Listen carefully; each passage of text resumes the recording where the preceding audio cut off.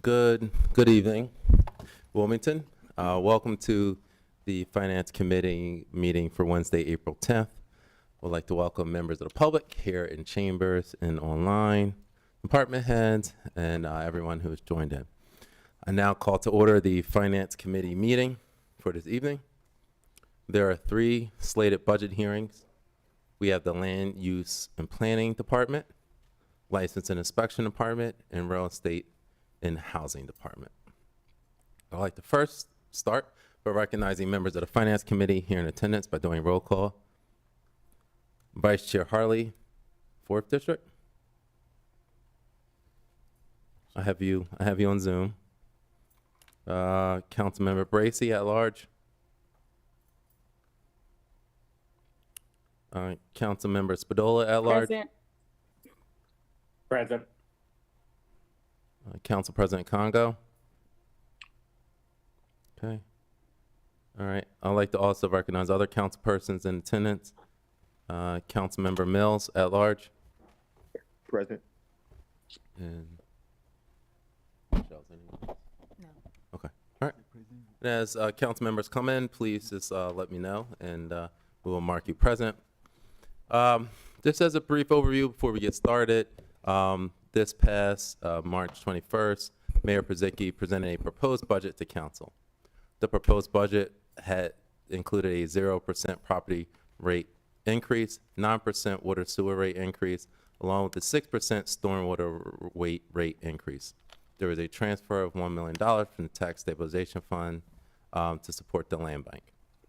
The general fund overall budget was $192 million, which is $9.6 million increase over last fiscal year. The proposed water sewer fund budget was $90 million in total, which is a $5.5 million increase over last fiscal year. The city does not do a capital budget program as we were going to an even year. The proposed general fund budget has a surplus of $5.7 million. This budget does factor into the proposed new EMS department within the fire department, which could be approximately $4.5 million. This contract or this proposal is still in flux, as it is a substantial amount of money. However, negotiations are ongoing with St. Francis as a possibly continuation of services, so that we will find out more during the fire department's hearing on April 29th. Council is mindful that this is a huge undertaking. A few weeks ago, the mayor shared his vision for the planned use of the city's budgetary funds. Now it's council's turn and the ball's in council's court, and it's our responsibility to review the department, have budget hearings, ask department heads questions, and scrutinize each department's budget line by line. By charter, council must adopt a balanced budget within 30 days before the end of the fiscal year. Council has already shared our priorities with the mayor. This includes doubling down on public safety initiatives, neighborhood stabilization, including housing opportunity fund and home repair programs, citywide beautification efforts, economic development, investment in our parks, and supporting youth and education services throughout the city. Before I turn it over to Office of Management and Budget, I would like to inform everyone that public comments will be at the end of each department's budget hearings and will be limited to 3 minutes each. If there's any follow-up information that is not addressed during the hearings, these follow-ups will be handled by Chief Financial Officer, Ms. Marshall Bassnight, to my right, and we will post each and every question on the City Council budget website. We are limited due to time constraints, so as a reminder to our my colleagues that all questions be a budgetary fiscal matter. Any operational questions we can take offline. At the end, if you have any questions, of course, raise your hand. We're doing this as always, where we're going to do the preset questions first in the slideshow and presentation by the department heads. Then we will get into question and answer by council and then public comment. Before I turn it over to Mr. George Hayford, Fiscal Operations Analyst, then it will be followed by Mr. Jeff Starkey, Director of Land Use and Planning Department, and the slated schedule for this hearing is 90 minutes maximum. All right. You jump into it. I will turn it over to you, Mr. Hayford. Thank you, Mr. Chair. Good afternoon, Chairman Johnson, President Kungu, and honorable members of City Council. I would like to present the FY 2025 proposed budget for the Department of Land Use and Planning on behalf of the Office of Management and Budget. Next slide, please. The Department of Land Use and Planning is requesting a total general fund budget of $4.6 million in FY 2025. This is an increase of over $223,000 or 5.1% over the FY 2024 budget. Next slide, please. Here are the personal services changes. Regular salaries rose by $104,000 due to the implementation of the compensation and classification study. Term salaries increased by $12,000 to provide a rate for the spread-funded 83% general fund and 17% state grant historical preservation planner. Hospitalization decreased by over $25,000 as the city will no longer provide health coverage for the covered employees' spouses who are eligible for subsidized medical coverage through their own employers. MSNE increased by about $68,000 or 6.9%. Here are the various account changes. Consultants increased by a total of $26,000. In the land use division, $16,000 was added to cover fee increases for engineering. In the planning division, new funding of $10,000 was added to perform a review of the structure and administrative costs of the neighborhood planning councils. Temporary agencies increased by $15,000 to cover the cost of fire migration from the LNI and planning division networks into a consolidated drive. Computer software licenses increased by $8,000 to cover the cost of Bloombeam software that will provide document management tools to improve plan review speed and accuracy.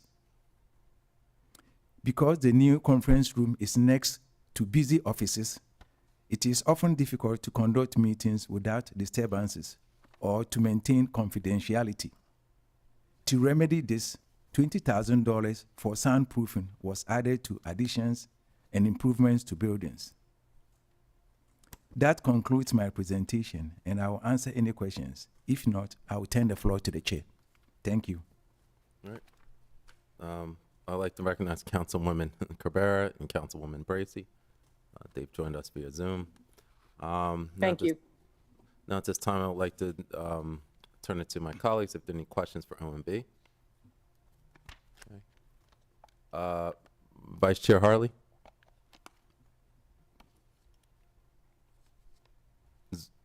Is your hand raised for OMB, Vice Chair?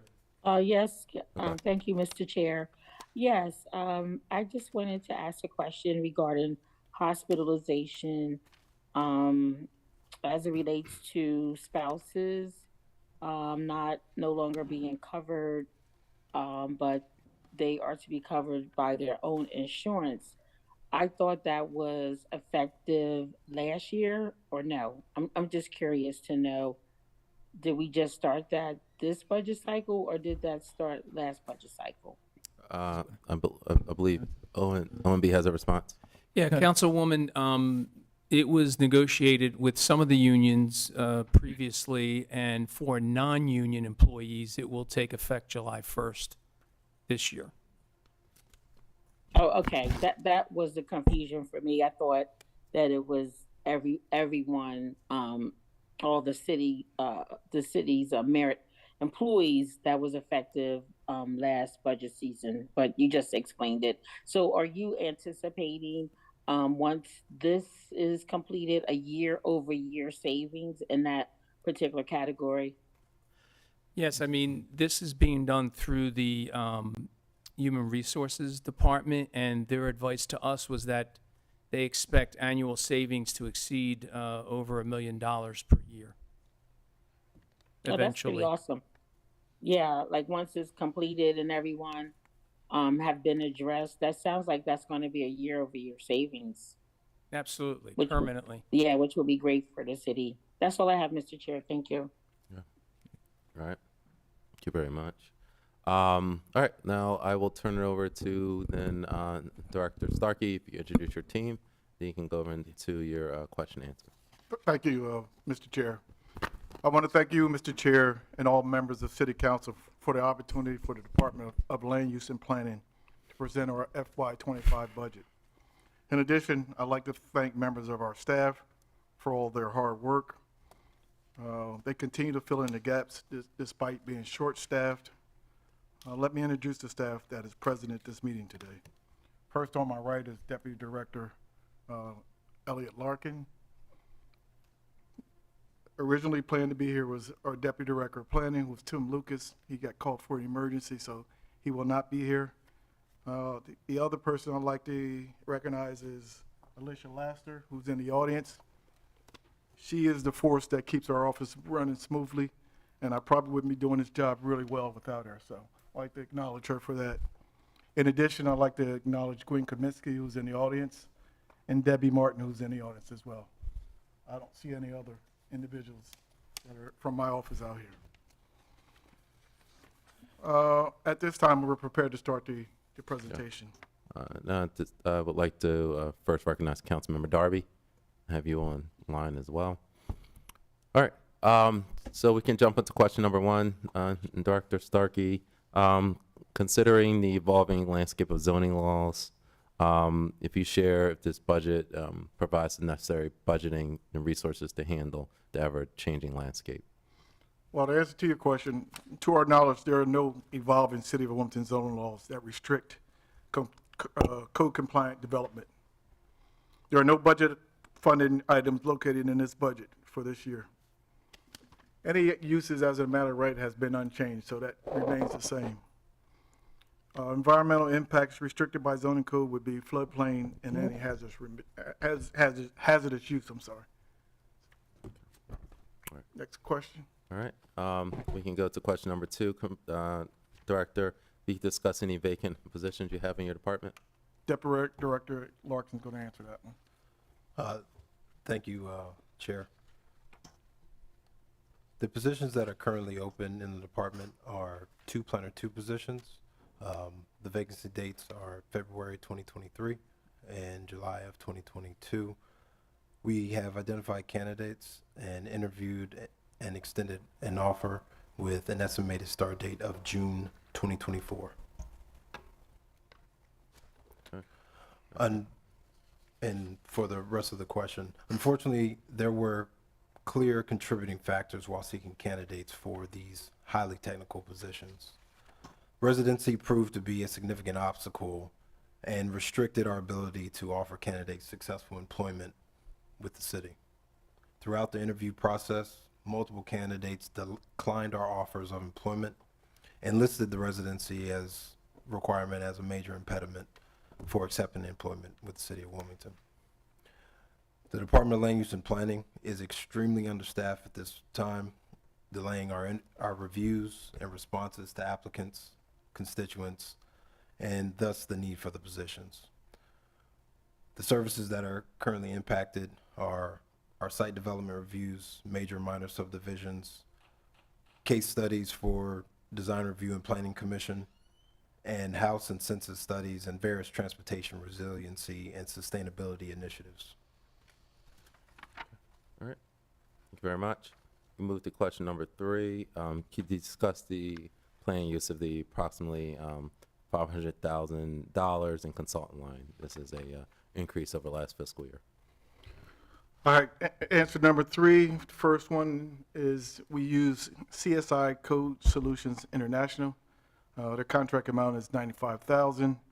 Expiration date, we do this on a yearly basis. We've been doing business with them for about 5 years. They provide plan review services, and recently this year, one of our mechanical guys went out sick, so they provided mechanical support for us as well, just to fill in the gaps. Next slide. Larson and Landis is our structural engineer consultant that we use. Their contract amount currently is $5,000, but it's as needed, depending on the amount of demolition that we're doing. It's done yearly. We've been doing business with them about 6 years, and their services provide structural engineering for dilapidated buildings, primarily demolition properties. Next slide. B of the question, DBEs.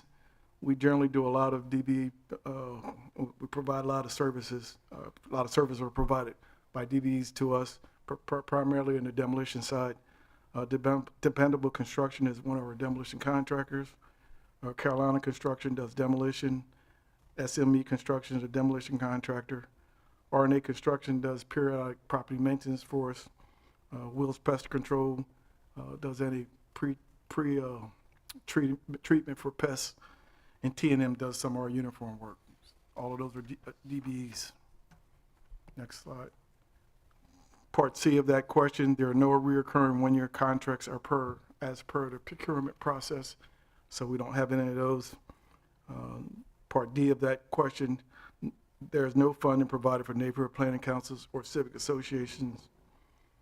Part E of that question, phase 1 funding is encumbered. Currently engaged with the University of Delaware, beginning phase 1 of the zoning reform process. And part F of that question is the ADA self-assessment will be completed in FY2025. Funds budgeted in FY2024 have been encumbered and are nearly fully expended. This year, the review of public parks was completed, along with 188 miles of public right-of-way. In FY2025, the right-of-way assessment will be complete, and a final ADA Title II transition plan will be produced. Next question. Thank you very much. Moving to question 4, Director, if you could discuss the demo account lines, approximately $350,000. Yes. Next slide. This has probably been one of our busiest years in terms of demolition, so we've been very active in terms of that phase of our construction. The demolition line item is for demolishing properties that are in disrepair. In addition, all properties with major structural deficiencies require emergency demolition. We provided some examples of some of the befores and afters of some of the demolition projects that we provided this year. This is a property on Thatcher Street. As you can see, the front wall, you may not be able to depict it from here, but the front wall is bulging out, practically ready to collapse. We ended up demolishing the property owner next door, ended up rehabbing his. As you can see, he finished his. The demolished property was on the right. Next slide. This is a property on B Street in the 1200 block. Porch was collapsing, sidewall was collapsing. We demolished the porch, the entire structure. And on the right is the finished product, where the property is it's a lot right now that is fenced in. Next slide. This is a property on Franklin Street. The entire back was collapsing. We ended up demolishing it. We did something a little differently on this property, as you can see in the front on the right-hand side. We put a brick wall up as opposed to a fence because the land bank was actually built or renovating the one next door. So try to make it a little bit attractive. You can't really see the wrought iron fence, but there's a wrought iron fence in the front. So it's a little different than what we typically do. Next slide. This is a property as a result of a fire in the 2000 block of Market Street. Major fire, the entire back was completely destroyed as a result of the fire. On the left is the structure prior to demolition. On the right is the completed version. This is the area where I think the ministry is carrying on to build their project there. Next slide. This is a property on East 4th Street. Probably in the middle of the night, 2, 3 o'clock in the morning, the front wall completely collapsed. And that's what it was left with. We ended up demolishing that about 2 weeks ago. And as you can see on the right, there's a vacant lot right now. Hopefully we can develop that at some point. Next slide. This slide, I try to pay attention to the roof. Try to focus in on the roof. If you look through the window, you can see clear light. There's no roof on this property. We ended up demolishing it. WHA had a property right next door, which was in bad shape as well. So they ended up demolishing theirs as well. So we demolished 2 of them at the same time. There's a vacant lot that potentially could be developed. That's in the 2700 block of West Street. Next slide. This is a very popular property on 8th and Pine Street, Pine Liquors. City took possession of it. We demolished it. There's a lot there. One of the residents who lived there for 37 years walked up to me and said, you know, this is the quietest it's ever been down there. So not only was this property demolished, the 800 block was being demolished as well. It's probably down by now. Next slide.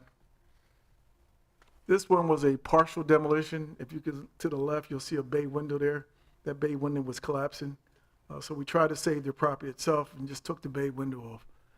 Right now, there's a lien on the property, but it's actually secured. So we saved the property as opposed to demolishing it. And hopefully someone can renovate it and bring it back to life. Next slide. This is just showing an example of the front wall, another wall that collapsed. This was on Pleasant Street, middle of the night, wall collapse. This property has been demolished now. It's a vacant lot. Land Bank apparently owns it at this point. Next slide. Again, a fire property, fire damage.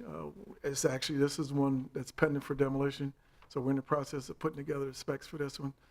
As I mentioned before, we've been very busy in terms of demolition. We've exceeded our $350,000, so we're seeking additional funding from Mayor's office to continue to demolish some of the ones that we have pending. Next slide. Another potential or pending demolition property located in 1300 block of Vanderveer Avenue. Roof's completely gone, front wall's completely gone, so this one should be demolished in the next month or two.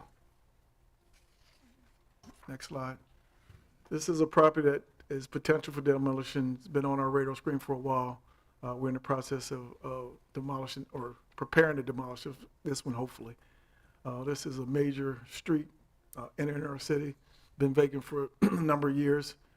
So we're putting together the paperwork to hopefully demolish this one as well.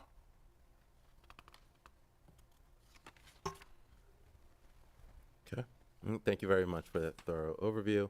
Moving to question number 5, Director. Can you discuss the approximately $110,000 accounted or allotted for temp salaries in temp agencies? Yes, I can speak to that. The historic planner, preservation planner salary is partially funded in the temporary salary line in conjunction with the state salary funding based on federal requirements. Additionally, the department is in the process of digitizing the planning file room. The temp salary is for an employee to assist with the organizing the files and digitizing them. The temporary employee will be required to review and standardize all shared network drives into a single consolidated drive. Okay. All right, very well.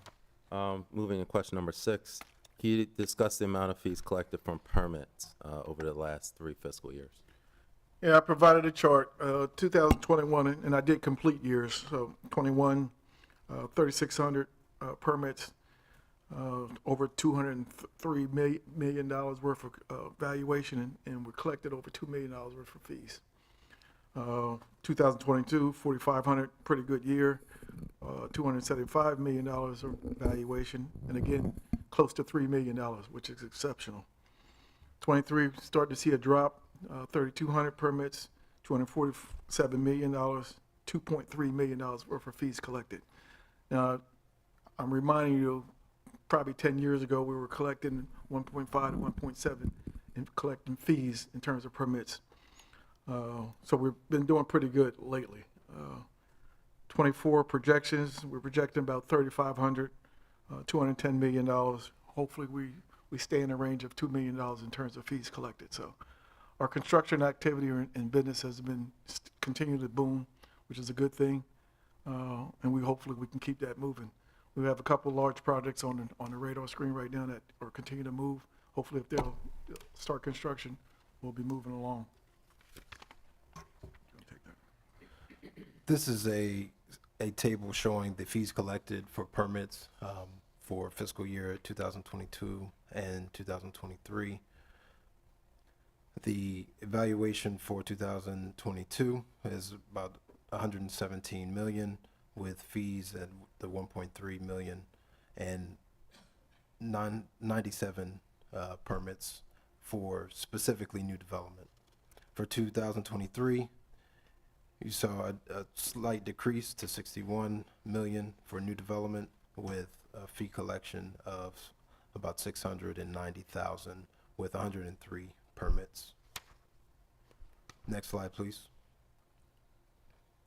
This is a bit more granular view into the fiscal year 2022 and a breakdown for new development, new single family, new multifamily. There was a new restaurants, parking garages, and their respective quantities in evaluations, permit fees, and the number of permits. Next slide. This is a highlight of some of those developments. These projects span throughout the city. You have new multifamily, some conversions. In addition to that, you have some residential properties coming online, coming back into proper use. And this slide's a little bit more detailed, so we go a little bit, kind of highlight the detailed properties that you may be familiar with. So. Next slide. These are additional list of specifically new single families that were permitted in 2022. Some of these are being completed today. It's Elm Street, Lee Boulevard was completed in 2023, and multiple other single family properties, just giving a highlight of the work being done throughout the city. Next slide. This is an overview of fiscal year 2023. Again, a bit more granular. Breaks down the different project types for new development, their evaluations, permit fees, and their total number of permits per category. Next slide. This slide highlights a few of the projects, new development around the city. You'll see that the new school adjacent to Brandcroft Elementary is included in that, along with multiple residential apartments and single families on the 26th Street, on the 200 block of 26th Street, rather. Next slide. What we try to do is show you some visual pictures of some of the projects that are going on throughout the city. This is the Imani Village, Reach Riverside Housing Project. Fabulous. If you haven't had an opportunity to go look at it, I suggest you go by and take a ride through there. You'll be thoroughly amazed on how they transform that area. Next slide. This is the Bancroft School, like a drone shot from over. The contractor provided us with a drone shot. So visually you can see how massive it is. If you look to the bottom left, that's the existing school. It actually looks like a lot, but it's the actual school. But that's the Bancroft School, which is pretty close to being done. And what are we, about a couple months, 3 or 4 months away from They'll be ready for this school year. school year. Next slide. This is a property on 8th and Jefferson Street. 3 houses, 2 new ones. There used to be a liquor store on 8th and Jefferson right there. This is that location. 1 existing property which was renovated, and they built 2 new ones. Nice property on the corner. Next slide. This is the Falls. Most people probably don't know where this is. It's over on the Brandywine River. Major project, probably over 400 residential units there. Nice development. You get an opportunity to ride by there as well. A nice new community. Next slide. This is the flats over on Bancroft Parkway. One set is the residential single family side. The other is the apartment complex. They're actually transforming this area as well. Next slide. This is a project on 34th and Market called McMullen Square. It's sat for many years. That property is actually being developed now. There are actually 2 different sites, one on Market Street side, one on the 34th Street side. So within probably 6 months, you'll have single-family homes there as well. Next slide. This is a property where the old Jackson Street Boys and Girls Club was. They built, 10 townhouses, or 6 to 10, 6 townhouses there. See, again, it's the old site of the Boys and Girls Club on Jackson Street. So nice development as well. Next slide. This is a vacant lot. This is on 41st and Market. This is where all the North Wilmington Library is going to be built. They demolished the old Saab dealership, so they're actually in construction that started, and hopefully in the next year you'll see a new library there as well. So I kind of give a visual of that. Next slide. This is on South Market Street. This is Luxor, very nice apartment complex that recently was built, opened probably about 6 months ago. But very nice project. Next slide. This is Shipley 2 on between 5th and 6th on Shipley, between Shipley and Orange. It's Heartland Flats. It's actually comprised of 3 different buildings, the high rise, 2 low rises on each end. Very new addition to the city of Wilmington. Next slide. And these are some projects that are under construction right now. This is 4th and Shipley, another proposed apartment complex. Should be done by next year as well. Next slide. And this is on Orange Street, 800 block of Orange Street. Major project, 14-story apartment building and a duplex project on the 8th Street side. Scheduled for completion in late 2025 or 26.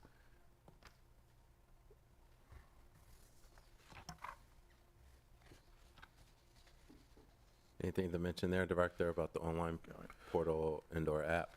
Yes, there are currently no online portals or apps that provide constituent access to check status of the permits.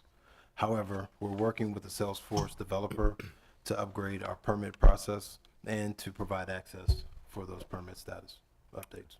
Very well. All right. Moving to question 7, if you can give an update on the Neighborhood Planning Council or NPCs and the capital funds available.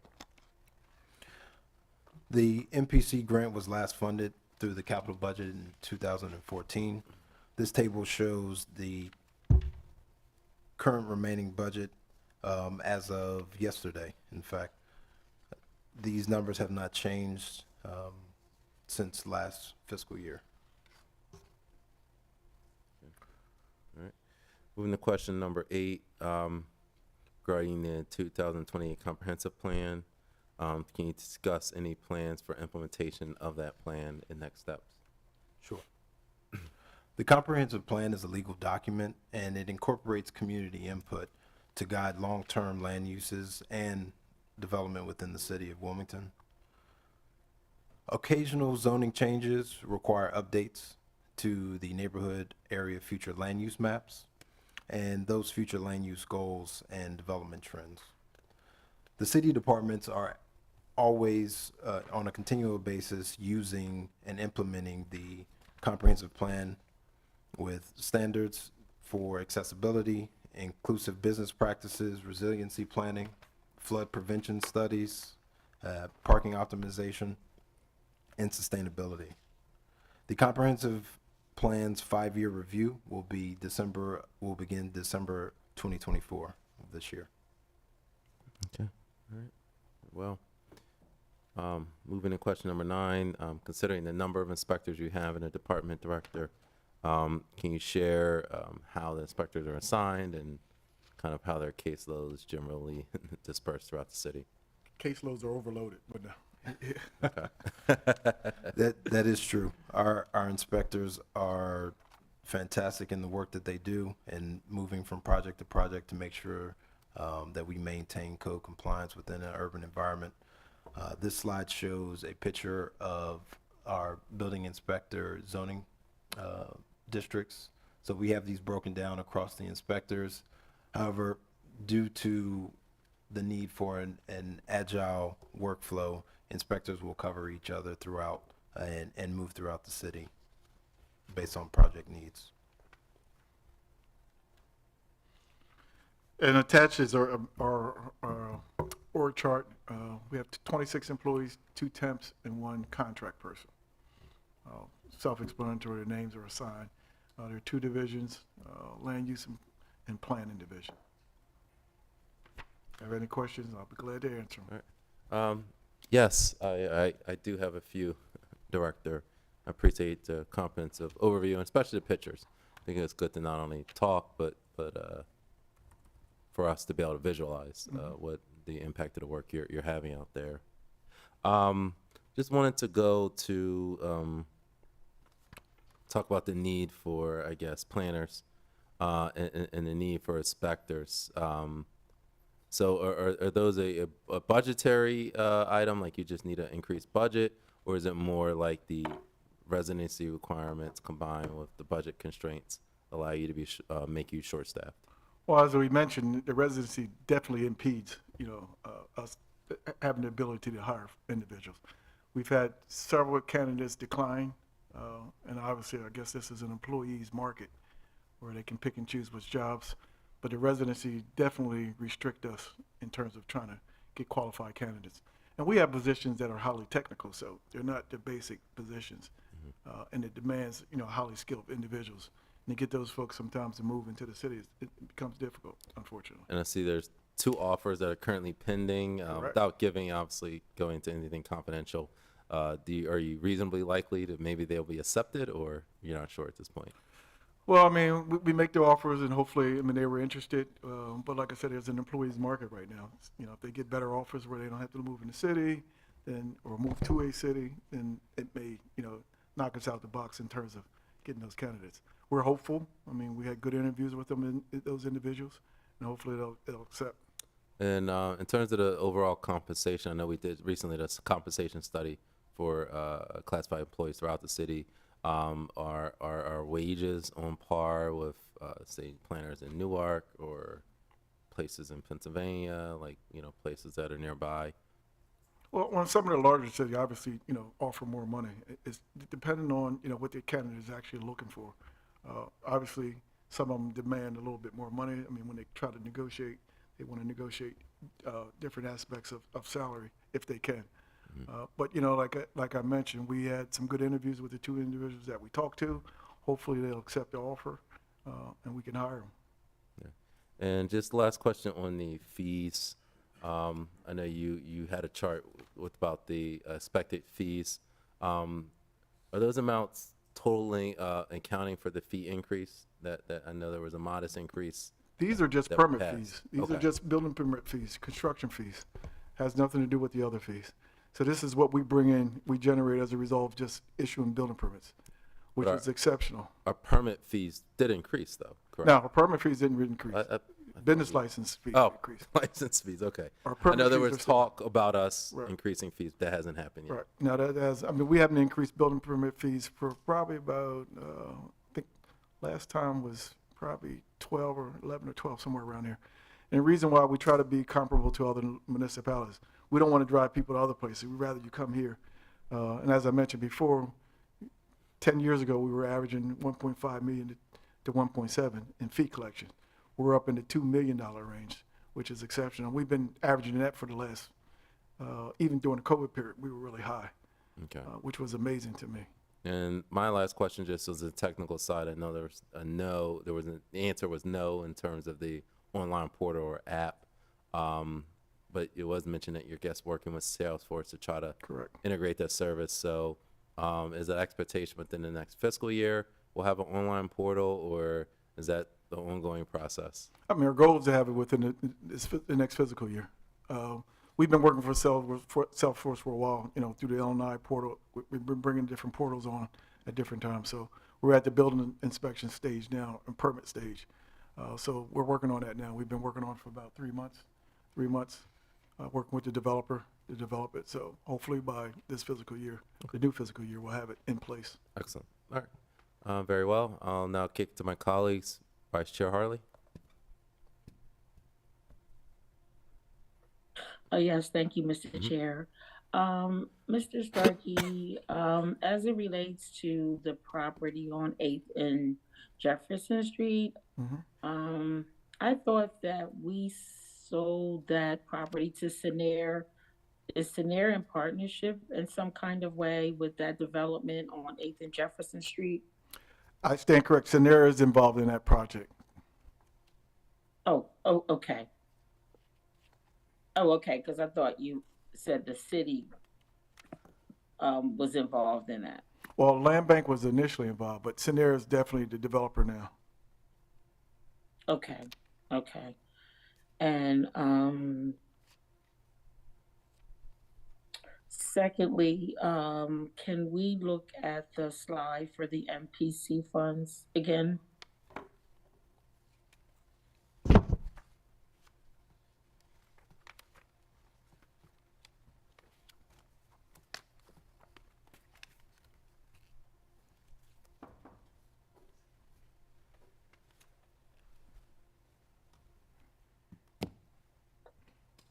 I believe The that was balance sheet. question The 7. balance sheet. I believe that was question 7. Or The BITN. answers, Yeah. Okay. Okay. It went away, up and went away so quickly. Okay. These figures do not include anything in the pipeline. Looking at the column where it says amount spent, I guess that's exactly what it means. Amount spent and not anything that is in the pipeline that may have been approved. That's correct. Okay. Okay. All right. Okay. Thank you. Thank you. That's all I have for now. All right. Very well. Any other questions from members of council?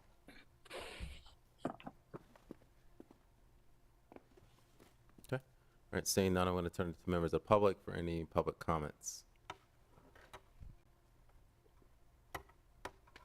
All right. Seeing none, I'm going to turn it back to council for any final comments or questions. All right. Well, I would like to thank you very much, Director Starkey, you and your team. I think did an exceptional job for being a small department. So I want to first and foremost say, hats off to the work you're doing, and we're always appreciative of your experience as a director that you bring to the city. You are much appreciated, and we have heard the comments regarding the staffing issues, and I know we take it very seriously in council, and hopefully we can address some of those needs soon. Chief of Staff Washington. Yes, if I may, I'd like to take an opportunity to thank Mr. Starkey. This will be his last budget appearance. Oh, He will be retiring in June, and he's done an outstanding job as commissioner and now the director of land use and planning. And I just want to. Oh my goodness! Well, hats off to you, Director Starkey. I'm sure we'll have more to come as the year goes on, as you sailing away. I appreciate your work. Ever since I worked for the city, you've been a mainstay. And when I was a young attorney in the law department, in terms of guidance and learning from you, so we appreciate you, and definitely, we will be holding on to you tightly until the year is over, but we appreciate your guidance and work, and I know you're going to have the department in capable hands for the future, so thank you. Sincerely appreciate the support. All Thank right. you very much. All right, and thank you, OMB, Mr. Hayford, and Chief of Staff Washington. So at this time, Councilmember Johnson, I have my hand up. I'm oh, sorry. sorry, I I have one meant- last question. Vice Chair Harley. Yes, thank you. Before I ask my question, I too want to just say, I know I'm going to miss Mr. Starkey. I mean, he is just like always on point, such a, what can I say, very knowledgeable, know the city, know the rules, the law, the codes, and just always have, been so helpful, with any questions that ever came up about anything dealing with his current position and his previous position. And I know we all will have an opportunity at another time to, share, our sentiments. My question, not my question, my statement is that I heard them talk about some of the job positions that require special skills and talents and things of that nature. I just wanted to remind them that council had mentioned that we were open to legislate positions that were, highly skilled, that was essential to making sure that the city is running and being maintained properly. So I just wanted to remind you that that was something that we had discussed early on. I heard the topic of residency come up, but that was one of our offers, is again that if there is some specially skilled talent profession that is needed, we did offer that as an option to put those possibly on legislation. So I didn't want that to escape the powers to be. And that is noted. Okay. What I'll say without Yes, being Chief. an attorney, I'm not an attorney by any stretch of the imagination, but I don't think that you can actually isolate certain positions to not be bound by the residency requirement and have other employees that have to actually live in the city. I think that would definitely open us up to some litigation, so I'm pretty Oh, sure. okay. Well, this is the first time I heard that, but Yeah. I appreciate that response. I know we brought it up and it was a discussion, but that never was, shared at that time. But I do appreciate you sharing it now, Thank- Mrs. Washington. No problem. Thank you. And as a point of reference for those watching at home, there is a residency task force that is currently convened. We continue to analyze this issue. We do take it very seriously, and it's important why we have department heads. Each department head, we ask that question. What are your vacancies? How long have they been vacant? Because that helps illustrate the data points that I think we need to move the needle to make sure we can hire the best and the brightest in the city. So we appreciate And as your you work. can see, those positions been vacant almost 2 years. Just Yes, trying to indeed. get people. Yes, indeed. So thank you for putting it in our lap, Director Starkey. So again, thank you very much, Director Starkey and his team, for being present. I see them in the crowd. As always, I know this is your last, so this is tearful for me, but we certainly look forward to having you around for a few more months. And again, any follow-up information can go to Ms. Bass-Knight. And at this time, the Land Use and Planning meeting has concluded. We will take a 10-minute break. And next on the docket, we have L&I Department. So we'll reconvene at 5:30. Thank you.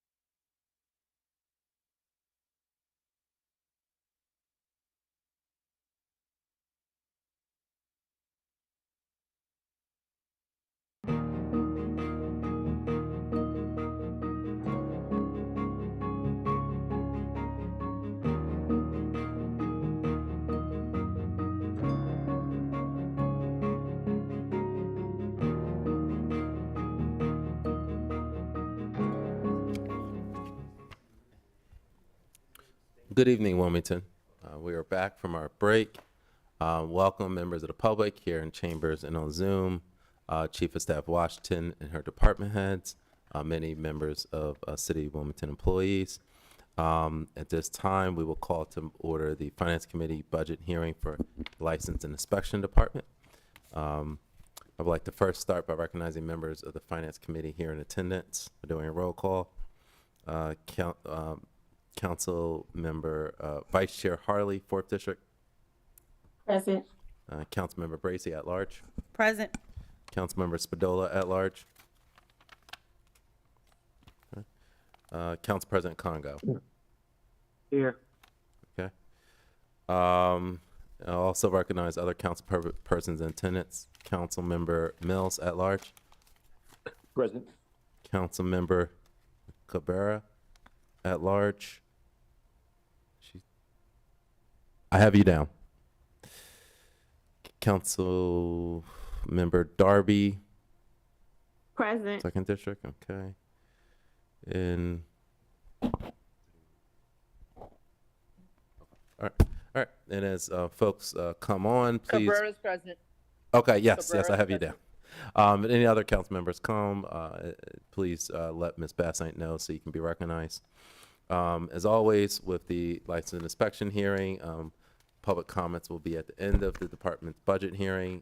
Due to time constraints, unfortunately, we'll be limited to 3 minutes.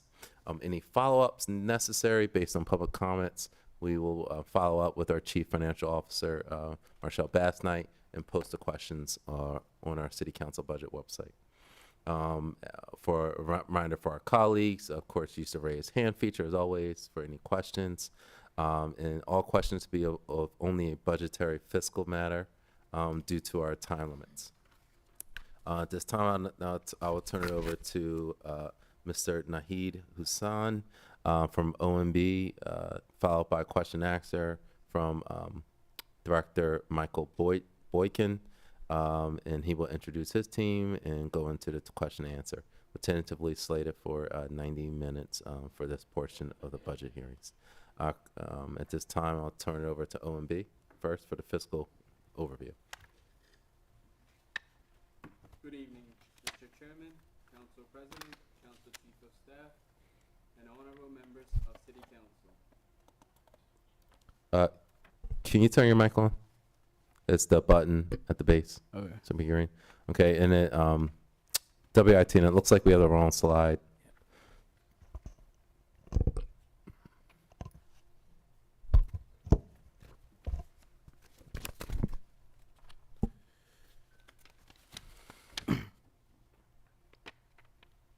I'll just restart.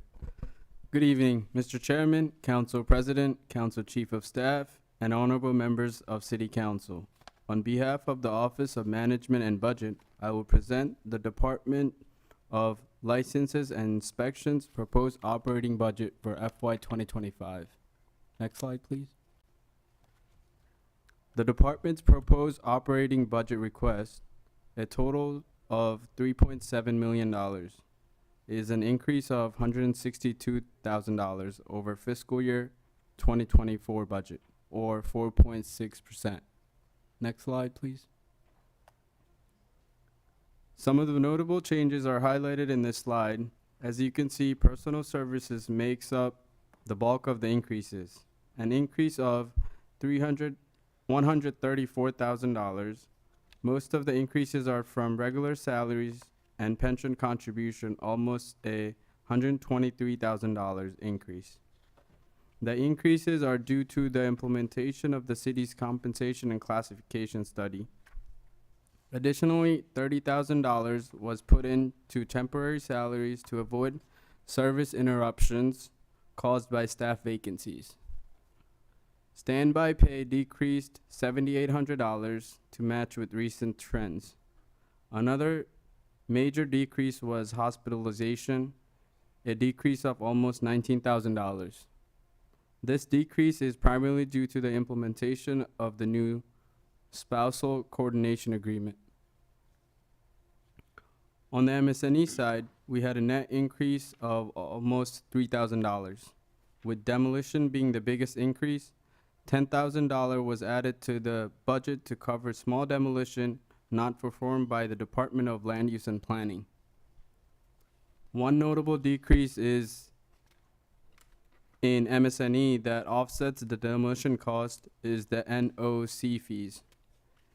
It decreased by $5,500 because most of this activity now goes through the Department of Land Use and Planning. That concludes my overview of the Department of Licenses and Inspections proposed budget. I'll be happy to answer any question you might have at this time about the budget. Thank you.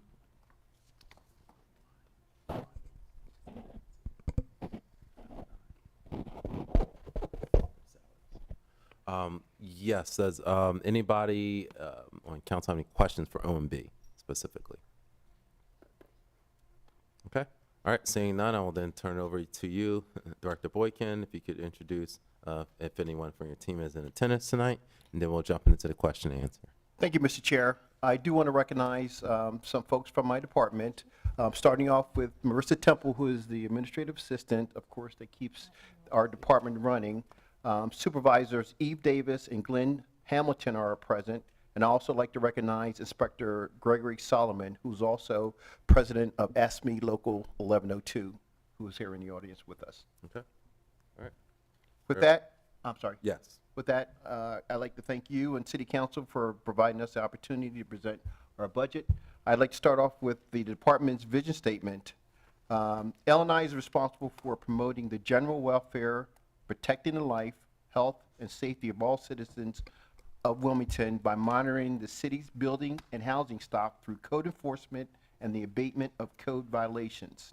This is achieved by the implementation of fair and unbiased application of the Wilmington City Codes. Our goal is to facilitate voluntary compliance by working in partnerships with our constituents. Next slide, please. I'd like to present some of the priorities for the upcoming year. One is to increase code enforcement throughout the city to address blighted properties, which include vacant properties and structures. We want to continue to implementation of Salesforce software for the department, schedule and complete 750 rental inspections, identify non-licensed rental property owners and bring them into compliance, monitor civil penalties for rental and vacant properties, increase our visibility and availability to the community groups that are striving to achieve neighborhood improvements. Next slide, please. The performance measures that we're going to be using for these priorities are inspection of vacant properties every 45 days, documenting the inspections, violations, and civil penalties, fixing the current issues with Salesforce, enhancing functionality of the modules, developing the rental inspection module, and correcting the inspection module to reduce the time for inspectors and document their inspections and closing of complaints and inspections. We're looking to complete at a minimum 750 rental inspection. We're going to be tracking violations for non-licensed rental properties, following them through to being licensed with a completed rental inspection. We will be tracking civil penalties for rental and vacant properties, and we will be attending community events, meetings, forums to educate the public on the purpose of licenses and inspections. We're also looking to assist neighborhood improvements and addressing the concerns of the community. All right, let's dive into the questions. I'm Director Boykin. Question number one, right out the gate, I'm just gonna, talk about Herring Manor. Okay, I know there was an incident there, due to certain citations for lack of water and heat. Can you show how this budget addresses not only what happened at Herring Manor, but to ensure that that does not occur going forward? Yes, next slide. The budget is adequate for the department, and the department has operational resources. In the December 2023 incident, the administration contacted the regional HUD administration about the issues at the complex and their need and responsibility of supporting the tenants. HUD instituted their emergency resource plan to be able to assist the tenants if needed. Also during this time, we contacted the board president for Herring Manor, who was personally served with the violation and unfit notice. The normal process is that anytime there's a corporation or LLC, we mailed those violations and unfit notice directly to the address on the particular property. So that changed for that incident because, like you said, of the ongoing issues that were happening at Herring Manor. For question B, license inspection does not provide any housing or funding assistance to tenants or property owners. I need to apologize to the committee, reference to the next answer, because it should have been a / there between L&I and we. We refer people to review the landlord-tenant code, which is on the city's website. Okay, all right. Just give me a second, right, making some notes.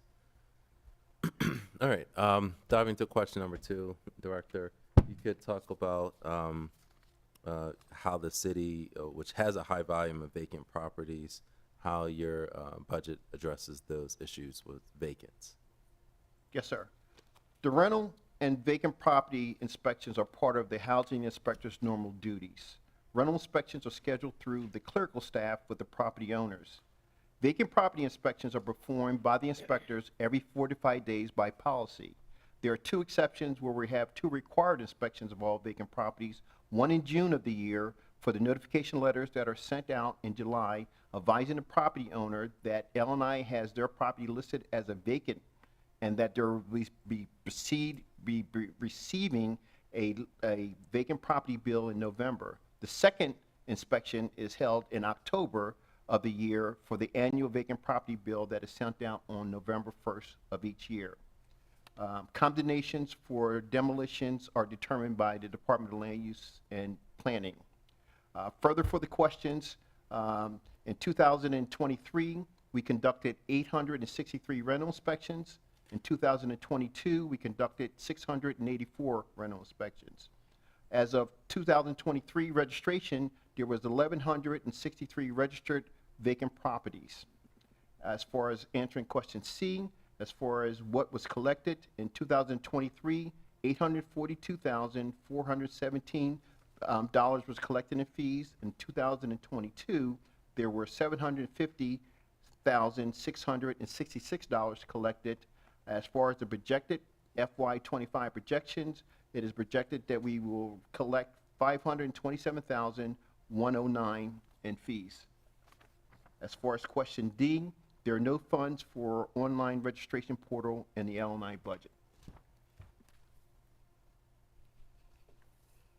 Next slide. On this slide is the answer to the question reference to showing of vacant properties within the city by councilmatic districts. Unfortunately, our system does not track and equate vacant properties by councilmatic districts. We do it by census tract, and this map shows all the vacant properties as the overlay of the councilmatic districts is up for everyone to see. Okay. All right. Moving to question number 3, can you discuss vacancies within your department? Yes, Mr. Chair. As of April 10th, there are 2 vacant positions, a code enforcement inspector and the administrative supervisor.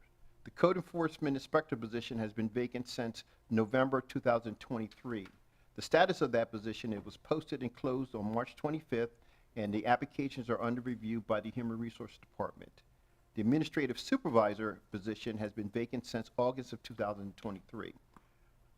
That position was posted and closed on April 8th, and those applications are also under review by the Human Resource Department. The impact for the vacant position was for the acting administrative supervisors, which impacts the acting out of classification budget line. We hired a temp worker to support the clerical functions, and there was no impact on overtime. And the reasoning to fill the position is to effectively conduct business of the department. Can you discuss the approximately $283,000 allocated for animal control? Yes. In 2000, I'm sorry, previous slide, the answer is still there. For number A, in 2023, there were 907 animals within the city that were taken or addressed. There were 807 dogs and 100 cats. However, there were 1,700 calls for services. In 2022, that number is still pending. I have made a request for it, but because of council's questions last year, they changed the format in which there were documentation for the city of Wilmington to include the breakdown for the animals that are removed. However, in 2022, there was 1,583 calls for services. The contract is held by the State of Delaware Office of Animal Welfare. The current agreement expires June 30th of this year, with the new agreement slated to go from July 1, 2024 to June 30th, 2027. Next slide. These are the breakout for the animals complaints, just for everyone's understanding. The first column, Q1, that is for Newcastle County. The second column is for Kent County. The third column is Sussex County. And of course, you see the numbers for the city of Wilmington.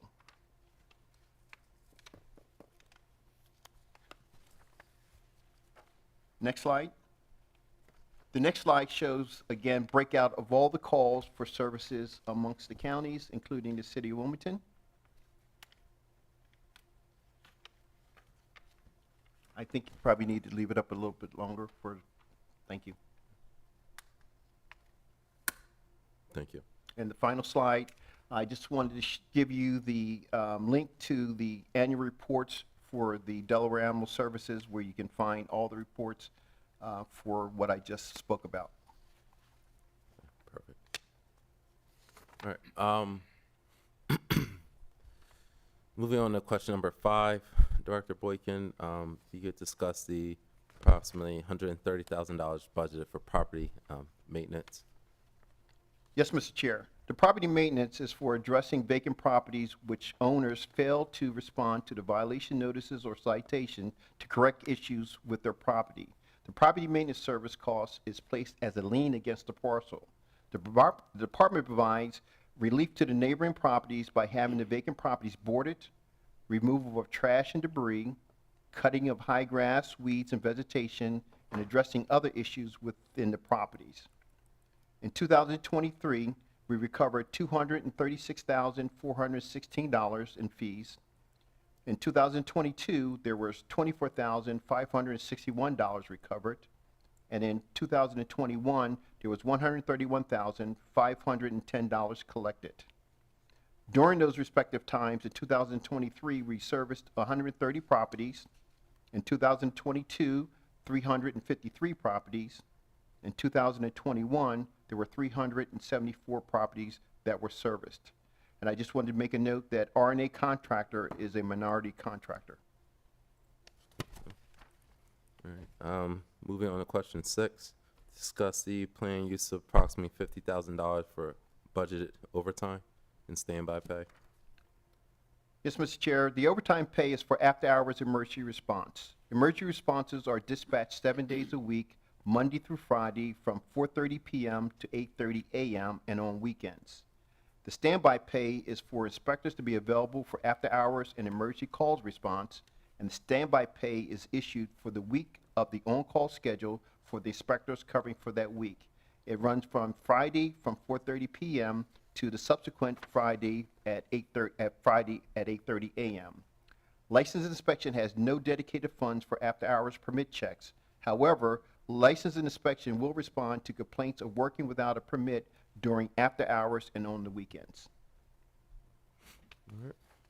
Moving on to question 7, can you discuss approximately $64,000 in temp salary consultant line? Yes.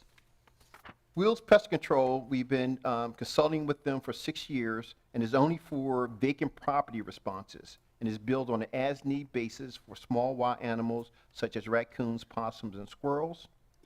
We have a consulting contract with RF Roofing Company that's been for 5 years and is billed on an as-used basis. The contractors call for roof evaluations, emergency repairs on vacant properties, and for providing certified ladders.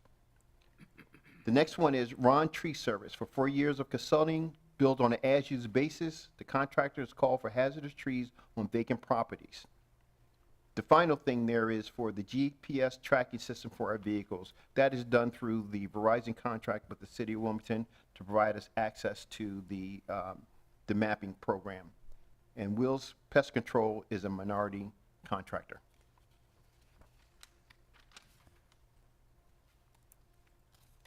Next slide. For question C, Wildlife Services, for the general population, this is done through the Department of Natural Resources and Environmental Control, DENREC. Constituents must call DENREC directly through their nuisance animal line, and I provided the number there. Also, for the vacant properties for non-responsive owner, the department utilized Will's Pest Control for small animals to be trapped and relocate the wildlife. And again, raccoons, possums, and squirrels. For larger wildlife, such as deers, foxes, as such, we contact DENREC in order to respond to those particular calls for services. Moving on to question number 8, Director, you share the instant ticketing breakdown for the last 2 fiscal years. Yes, sir. In 2023, there was collection of $361,216, and there was issuance of 2,497 tickets. In 2022, $350,810 were collected, issuance of 1,568 tickets.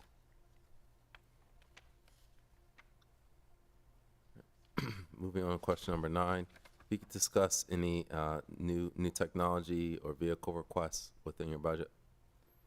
Yes, sir. We're looking at MiFi portable hotspot connection device, which would have no impact on our budget. We're also testing means for Wi-Fi systems within a vehicle, but that does not have an impact for this particular budget cycle. We also requested upgrade in our vehicles from the Trex to Equinox for more compartment space to provide the inspectors more room to do their administrative work in the field on their tablets. We were approved for 3 replacement vehicles during this budget cycle, and the need for this is to reduce the time that inspectors spend in the office doing administrative work. We're trying to make the inspectors more efficient in the field is what the goal is for these requests. And you can move to question number 10, Director. Can you share I guess, how you distribute your inspectors throughout the city? If there's a quadrant breakdown and how you go about that. Yes, sir. I apologize. The next slide, please. I apologize for the image. I did not have access to a digital copy of the current map. However, there's a copy of it present. We assign inspectors by geographic boundaries, by census tract, and area activities. Okay, all right. So is that going to be enhanced or? We're in the process of looking at what we're doing with the districts because we went down 1 inspector due to the need to increase the supervisory level within the department. So we're in the process of looking at how to redistribute the existing resources to ensure that we had adequate coverage throughout the city, and again, taking in various factors of how we're going to do that. Okay. All right, and you could show your organization chart. And I apologize to the committee because at the time, I have 2 new inspectors and they did not have headshots in order for me to show them. However, they were introduced earlier, Eve Davis and Glenn Hamilton, and this is the organizational chart. And I would point out that we do have a limited service office assistant that is hired in order to supplement what's going on with the clerical functions. Okay. All right. All right. I just wanted to now kick it to the committee for any questions. I do have a few, just right off the bat, some follow-ups regarding to the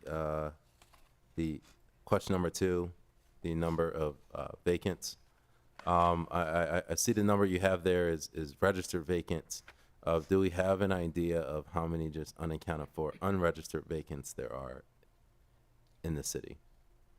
There's like 1153, I believe, registered vacants. The vacants that are registered, those include the exempt properties also. Approximately 885 received bills.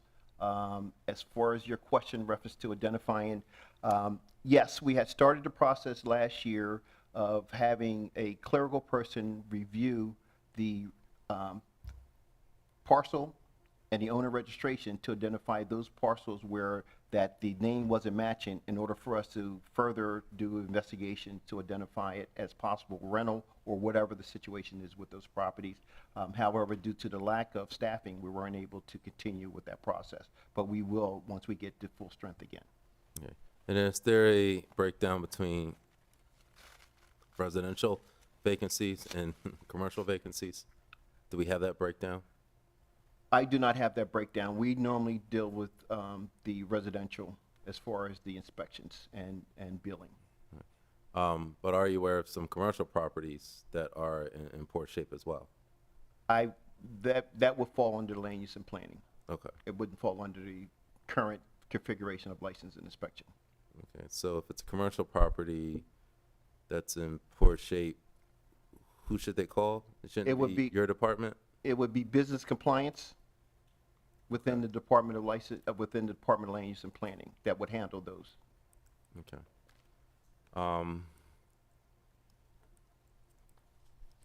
That is that clear in the website? I guess that's the question, because I guess, for example, on council we get a lot of commercial vacancies. For example, I can name several 7-Elevens throughout the city that are an issue and it's still not adequately addressed. Depending on the situation, one is it would start with us, meaning the Department of License Inspection. We will go out and do those inspections. And if we see the violations and things like that, yes, we would address it as far as those type of issues. As far as just being vacant, meaning tracking the vacant businesses, we do not have that within our system. Okay. Hopefully I was clear, meaning if there's any issues with the commercial property, license and inspection is the department to contact about it. Okay. All right. And follow up to that, I believe, and the sub part of question 2 was about the online portal. Similar, I understand land use and planning. There's some talks about trying to use Salesforce and more of an online portal.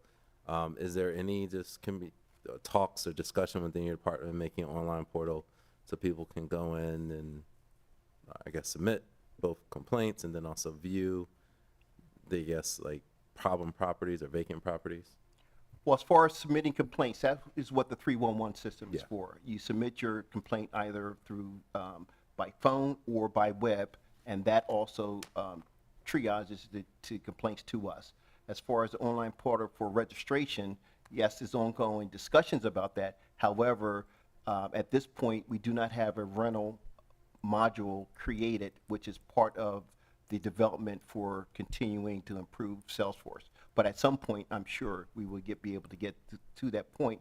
However, it would call for additional support from information technology and other things that need to happen in order to support any online functions within the department. And I believe Chief of Staff Washington has something to add. Yes, because if I understand your question, some of it is about having the ability to look at a parcel online and see if it has any violations and things of that nature. Correct. And I'm happy to report that we now have Ptolemy on the city's website. So city council and any member of the public can go onto the website and go on Ptolemy and do research on any parcel, and it will bring up the debt related to that property, any L&I violations and all that. Okay, great. Okay. Thank you. And I apologize for misunderstanding, and we do have the vacant properties online where the person can go and research any property online through the vacant property listings. And then that Ptolemy software is brand new, right? Ptolemy software is in existence, and it is now, just as the Chief of Staff stated, has been opened up to, I believe, just city council or the public. It's open up to the public. So if you Okay. go on our transparency website with OpenGov, you'll find Ptolemy there as Okay. well. Okay. Excellent. I definitely would like to. I do know it exists. I just however we can champion that more. And on council, we get a lot of requests about nuisance properties all the time, and so it's something if we can direct residents to that, we would love to. All right. And just lastly, I just have one follow up in regard to question 5 on the property maintenance line. I understand. There were fees collected, but for some reason in 2022 was a substantial drop. I believe 2023 was like 131,000. 2022 was, I believe, 31,000. Why was there a substantial drop? Difference in 2021, 2022, and 2023. I believe it's done through the auditing process, and it was identified that funds that were inappropriately assigned to other lines, and they reconciled it in the 2023 budget. That's why there's a jump, is the answer. Okay, all right, very well. All right, I'm now going to kick it to my colleagues. Vice Chair Harley. Thank you, Mr. Chair. I wanted to go back to the slide where it was being discussed regarding the pest control. And the question that I have is that, one, during the Bancroft construction, that area being dug up like that, it really unleashed a lot of rodents in that particular area. And I'm wondering, were there discussions between the city and the state regarding additional pest services in that area? Because I receive complaints all the time. So that's my question. That's my first question. I do have a follow-up. I'm not familiar with any discussion in reference to the pest issue there. However, I do know that Public Works will treat the sewer lines when there was, abundance of rain and those kind of things where we're driving the rodents out. They do have the capabilities of treating the sewer lines. As far as what was going on with the construction, I cannot answer that question. Mm-hmm. Okay, thank you. I guess maybe I can take the conversation offline with Public Works because, again, like I said, there may be an opportunity, especially as it relates to funding, that being a state project. And sometimes it's just a matter of making the right individual aware of these types of issues that are happening. And like I said, it really got really bad once they started with the school, and I don't think that the city necessarily should pick up that cost if that is something that they are made aware of, and hopefully we can come to some type of compromise. So I will reach out to the right person, I guess, in Public Works, or Mrs. Washington, or John Rago. Yes. So thank you. And just to share, Councilwoman, we get a large amount of complaints reference to infestations, and not only through commercial properties, but in housing and residential things also. For some reason, due to the wet weather or the increase in the population, we received a lot of calls over this past year. Mm-hmm.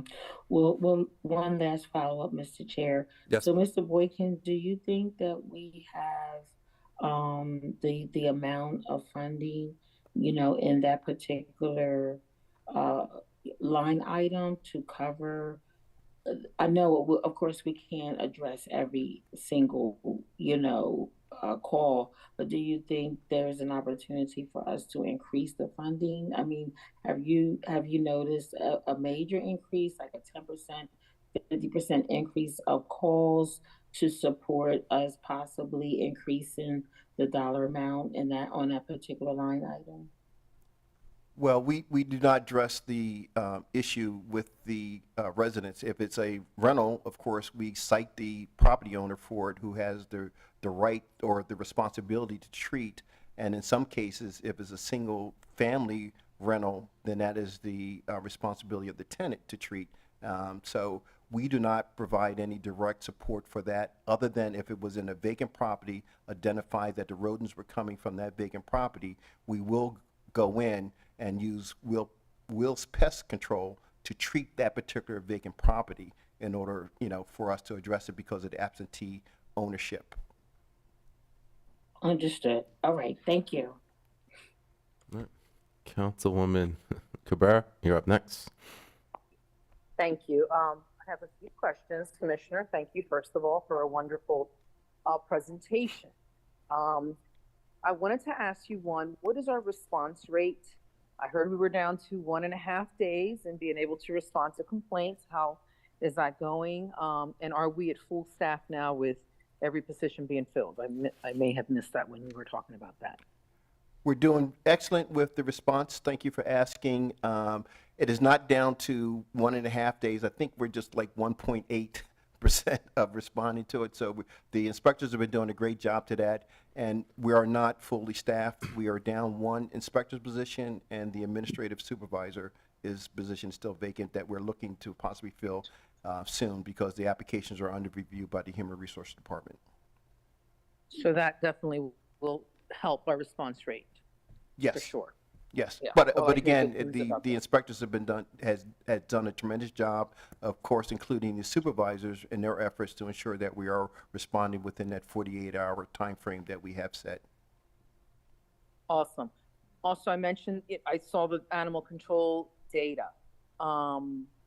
Most recently, I was asked to call to get a number to get a report and didn't know really where to call. It took me into the city's website. So could you share information on the contact info? Like, so if somebody has an issue and they need to call animal control, what number would they call? I apologize, Councilwoman Cabrera, I did not bring that number, but it is posted on the website for the Delaware Animal Service Yeah. that you call. I Delaware apologize, Animal I didn't bring it with Services. me, but I can make No sure that we worries. get You it and there. I can touch base on this because I did, when I went on the website, it took me to the city, and then from the city, it had multiple numbers, like the SPCA was one of them. I didn't think that's what they were looking for. My second question on that is, do owners get fined when there are issues with their animals, and where do those fines go? Does that go to our budget, or does that go to the entity handling the animal control issues? I believe, to answer your question, that is under the Delaware Animal Services that issues those fines to them. If it is something coming through the city code, meaning that fecal matter and other issues that we issue the citations for, of course, that comes back into the general budget. Okay, great. And last but not least, not sure if this was your department or maybe the mayor's office. I do understand that when the 800 North Adams Street, when that situation happened and people had to evacuate those properties, that the city basically has been paid the Hope Center for their housing of those folks, as well as the different motels that they went to. Is that part of your department's budget that paid for that, or was that just a emergency response that just came out of a different budget? It did not come out of the Department of License and Inspection. So, Okay. I think I can answer. Yes. Okay, So Council- we have Question. a contract out of real estate and housing. Some of our CDBG funds are dedicated to the Hope Center. So that paid for some of that.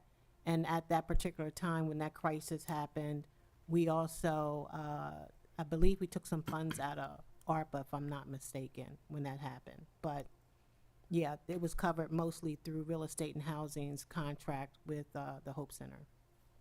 Okay, thank you. That's all the questions I have this evening. Thank you very much, Councilwoman. Any other questions by council? All right, I'll turn it to members of the public for any public comments for L&I. Okay, all right, seeing none, I'll turn it back to council then for some final comments or questions. Okay, all right, well, again, thank you very much, Director Boykin. You're very comprehensive and right to the point. We appreciate the work you and your team do, and I'm glad to hear some of the staffing shortages have at least, there's some progress on that end, so thank you very much. And however we can support your team on council, we look forward to doing that. As always, any follow-up questions or any data that needs to be obtained, please provide it to Ms. Basnight, as always. In this time, this concludes the L&I hearing. We'll take a 10-minute break before real estate and housing, so we'll reconvene at 6:20 p.m. Thank you, Mr. Chair. Thank you.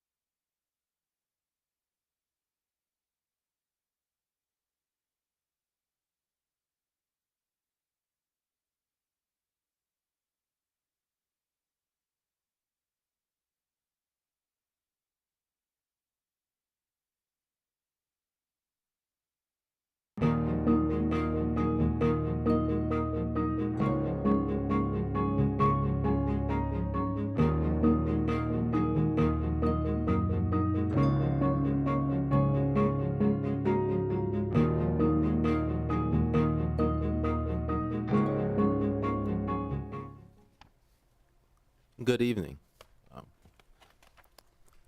Wilmington, honorable members of council, Chief of Staff Washington, Chief of Staff Parikh, department heads, and you at home and in chambers, thank you for joining us. At this time I call to order the Finance Committee budget hearing for Real Estate and Housing Department. We are just reconvening from a 10-minute break. At this time, I'll start by doing a quick roll call of the Finance Committee members in attendance. Vice Chair Harley, 4th District. Present. Councilmember Bracy at large. Present. Councilmember Spadola at large. Council President Congo. Here. Okay. I'd like to also recognize other council persons in attendance by doing roll call. Councilmember Mills at large. Present. Councilmember Cabrera at large. Present. Councilmember Darby, 2nd District. And is anyone else on? Okay, all right. And if you come on, please let me Marshall know so you can be recognized. I'd like to inform everyone that public comments, as always, will be at the end of this department's budget hearing, and due to time constraints, we will be limited to 3 minutes. As a quick reminder to our colleagues, number one, make sure to either raise your hand in chambers or on Zoom to be recognized for a question, and that all questions will be asked at the end of the department's budget hearings as is our normal protocol. So the preset questions will go first in the slideshow, and then make sure to write down your questions as we go along, and you can ask them as soon as we finish the preset questions. As a reminder, questions to only be of a budgetary fiscal matter, not delve too much into operational, as those extensive conversations we'll need to take offline or in a committee hearing in the future. I believe we're joined by Mr. Hayford from OMB. I believe you'll be doing the fiscal overview, and then after that, we'll then kick it off to Real Estate and Housing Director Bob Ware for his presentation, introduction of his team, and we're tentatively slated for 90 minutes due to time constraints for this hearing. So first, I will hand it over to you, Mr. Hayford. Thank you, Mr. Chair. Good evening, Chairman Johnson, President Kungu, and honorable members of City Council. I would like to present the FY2025 budget for the Department of Real Estate and Housing on behalf of the Office of Management and Budget. Next slide, please. The Department of Real Estate and Housing is requesting a total general fund budget of $2.6 million, an increase of about $168,000 or 7%. Next slide, please. Personal services increased by $20,000 or 7.7%, largely due to the implementation of the compensation and classification study. MS&E increased by $165,000 or 12.1% due to the following. Consultant costs increased by $15,000 to provide accounting support for the federal and city minutes systems. The Live Near Your Work initiative increased by $100,000 to provide city employees with up to $15,000 of down payment and settlement assistance towards the purchase of a home in the city. The Clean Team program increased by $50,000 due to higher administrative costs. This program, now in its 6th year, hires residents to clean streets and neighborhoods, giving them an opportunity to earn money while providing an important benefit for the city. Debt service decreased by $22,000 per the existing debt service. Next slide, please. Moving on to the federal grants.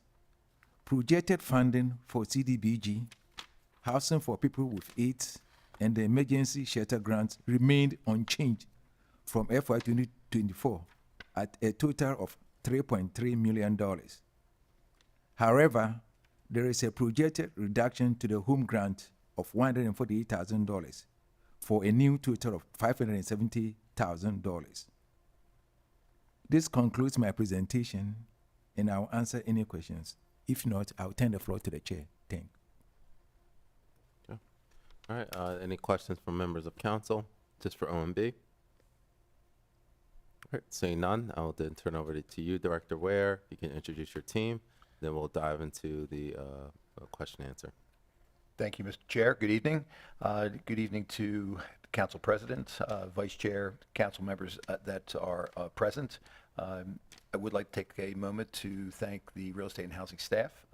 Tonight, I believe that Tom Ford, Shamika Ponzo, and Sharon Davis are in the chambers for this presentation. But the entire staff, I believe, warrants a kudos for the job that they do on a regular basis for the city and its citizens. The department vision. The Real Estate and Housing Department, the purpose is to improve the quality of life for the residents of the city of Wilmington. We do that by using any funding available, and that is federal, state, and local. We look to increase the supply of affordable housing, improve housing markets and existing housing stock, while promoting self-sufficiency and engaging in activities to stabilize and revitalize neighborhoods.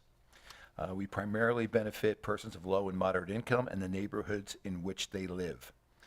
To carry out this mission, the department partners with other city departments, governmental agencies, the private sector, and other nonprofit and for-profit organizations that share its goal. Our top three priorities for our 2025 budget is to increase the supply of affordable housing that is decent, safe, and sanitary. We want to engage in activities geared towards stabilization and revitalization of neighborhoods. We also want to increase the homeownership opportunities throughout the city with collaborative efforts with, again, our partners, nonprofit and for-profit. What are our performance measures? Well, the support of the organizations that provide these services to Wilmington, the most needy most needy residents. When we talk about the most needy residents, that is a parallel effort with the funding sources that we use, the federal funding sources, which are also focused on those needs. We administer and/or fund programs to create that affordable housing, preserve existing housing, and help stabilize neighborhoods. And when we talk about administering, that is a priority for us, given that we are using federal funds to the majority of our budget. And if we do that correctly, then we have the most effect on our neighborhoods. And of course, once again, for stability in our neighborhoods and revitalization, we want to increase the accessibility of affordable homeownership units. Okay. All right. Very well. Thank you very much. Now, I believe we can just dive into the questions. So at this time, we'll jump to question number one. Given that the State Housing Authority needs assessment that was released last November 2023, can you share how you address those needs that are highlighted in that report? With housing development, it is oftentimes a challenge to state starts and stops.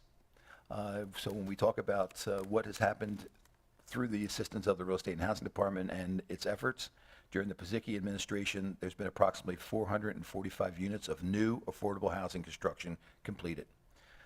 There are 257 units in progress right now. There have been 540 rehabs completed, 78 demolitions, over 300 homes repaired. That's owner-occupied properties. That's primarily roof replacement, heaters, replacement of windows and doors. In 2023, the Real Estate and Housing Department closed 14 Wilmington First loans and grants for first-time home buyers. And we are ready to continue to work through the administration and with City Council to fund priorities. When we talk about the statewide housing needs assessment, I believe we are in line with the majority of the findings that more affordable housing is needed. This year's CDBG budget will add an emergency home repair program, and that's basically to react to the lack of availability and the current extended timelines to get emergency services, again, to our most vulnerable populations. When we find that we have someone that calls up in the wintertime and says they need a heater replacement, we would like to be able to do that in a short turnaround, 24 to 48 hours, versus some of our partners right now are not able to do that.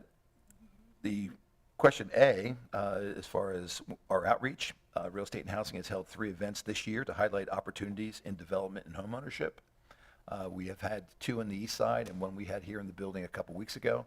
That had included not only our minority-owned developers that are developing homes in the east side in the Hilltop, but also lenders and housing counselors. And we plan on repeating that, if not adding to it in our upcoming year. All right. Very well, Director. We can move to question number 2, specifically targeting affordable housing, not just market rate housing. Can you talk about how that's obviously it's a concern among many residents, both in and out the city. How has this budget specifically targeted affordable housing? Well, when we talk about the budget, the general fund budget, we talk about the topics that are listed on this slide. When we talk about the federal budget, we have not received our allocations as of yet, so I am not able to talk specifically about the upcoming budget, but that will be presented to City Council Committee and approved by City Council before that is committed. But when we talk about the stabilization of our neighborhoods, we believe that the visual conditions of a neighborhood affect the people and the property values. In this budget, there's an $800,000 line for clean team programs. That is up 6% approximately, and that's due to administrative cost. The specific administrative cost is that the state of Delaware's minimum wage has gone up. Now, some of the teams have been paying up to $15 an hour, but we are projecting in this particular budget that all the teams would pay $15 an hour to their staff, and that would be ahead of what the minimum wage requirement would be for next year. There is $150,000 in Live Near Your Work initiative. Now, to date, 165 employees have closed on this program. We feel strongly from Real Estate and Housing that the current $4,000 per settlement is really not an incentive for someone to move into the city. We also have a parallel program right now that offers up to $15,000. So to be consistent and to hopefully offer a little more incentive for folks that are interested in working for the city, we're projecting that we would move that up $150,000 in total, and that would allow for up to $15,000 to be awarded to someone that has made it successfully through their probationary period. There's $300,000 in non-federal activities. When we talk about our budget and we talk about federal requirements, oftentimes they are very stringent and they are very time restrictive. So what we're looking to do is, this is a flat request that we have done, I believe, in the last 3 years, for acquisition, stabilization, maintenance, and demolition activities to support neighborhood stabilization. The city right now has approximately 256 properties. Now, some of those are fire stations and parks, but as far as there are properties that we need to maintain, there are also, when we talk about that stabilization, and a lot of the things that were talked about earlier today with land use and L&I, when we creatively problem solve, sometimes there needs to be some money. And I think that the Chief of Staff also mentioned when we had the vacancy that was forced up on Adams Street. So this $300,000 basically gives us the ability to react in a timely fashion to a emergency or to a unplanned event. And we're also in this budget asking for $200,000, again, a flat request from last year's budget to allow our citywide down payment assistance for incomes above 80%. And that would match a $300,000 projection that we're having in the federal funds for income below 80%. We know that affordable housing is needed, but as far as there is a lot of study that says that the city of Wilmington has more burden than it should when it comes to providing affordable housing, and we're hoping that with some down payment settlement assistance that can serve folks that are making up to 100% median family income, that will be relief in that area. All right, thank you very much, Director. Now move to question number 3. This is a somewhat multi-part question, so as you know, it's always a lot of question when you talk about the land bank. So Sure. let's just be comprehensive. Let's take our time, cover each part. As you know, in the mayor's proposed budget, there's $1 million proposal for transfer to the Wilmington Land Bank. You know, and so I just want you to break it down for the public. I sit on the land bank, so I understand the nuances, but for those who don't understand the nuances, can you understand what the budget request is, and then also how neighborhood stabilization, aside from the land bank transfer, we're going to implement for the upcoming fiscal year?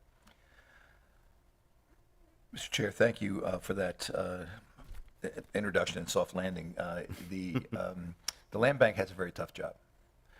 When you talk about taking title to properties that might have been vacant for more than 20 years, a couple things happen. One is that anyone that's living next to that property now knows there's going to be a responsive party that they're going to be talking to. That response oftentimes entails anything from an extreme of demolition to a rodent removal to a disposition to a entity or individual that has the resources and the plan and the capacity to bring that property back online. So it is a very complex pattern and job that they have to do. When we talk about over the last 2 years with the ARPA funds, they've been able to focus specifically on Hilltop and East Side with some of their activity, but that does not eliminate their activities in other parts of the city. When we talk about the current housing market, the properties that they have been recycling have been from sheriff's sale. Well, right now in the current marketplace, sheriff's sales are basically retail sales. It used to be the discount house, now they're the retail sales. When you look at properties that come on to the sheriff's sale, and I might add too that this administration has done a fantastic job in reducing the scufflaws that have owed $40,000 and $50,000 on a property, a vacant property. They've all been taken to sheriff's sale. So the properties that are coming to sheriff's sale that are vacant are generally low amounts owed to the city. They're usually the problem properties that reduce that stability, that threaten the citizens in our neighborhood. And the land bank, once they take title to that property, it's inherent that they have to do something, and they have to do something that is meaningful as far as the improvement to the property. When you talk about $1 million, it's a lot of money to me, but $1 million doesn't buy what it used to. When you talk about, say for instance, there's a demolition on any given property, if you have to put a sidewall up a brick, that can be up to $60,000. So it's part and parcel of what they do, but it is certainly at times a very expensive proposition. When we talk about the funding for facade program, that is not in this budget. We talk about emergency repairs. We believe that the homeowner repair lottery did some work on there. They did some work on aging in place. We're providing a new program for emergency repairs. Our homeowner lease purchase program that was asked about, there is no budget line for that, but we do have partners in Habitat for Humanity that are working that through. So we believe that given the limitations of our financial resources, all these are being addressed. When you talk about the land bank in and of itself, unfortunately they've had a little bit of a staff change, and there's one of their lead staff folks are out on medical leave.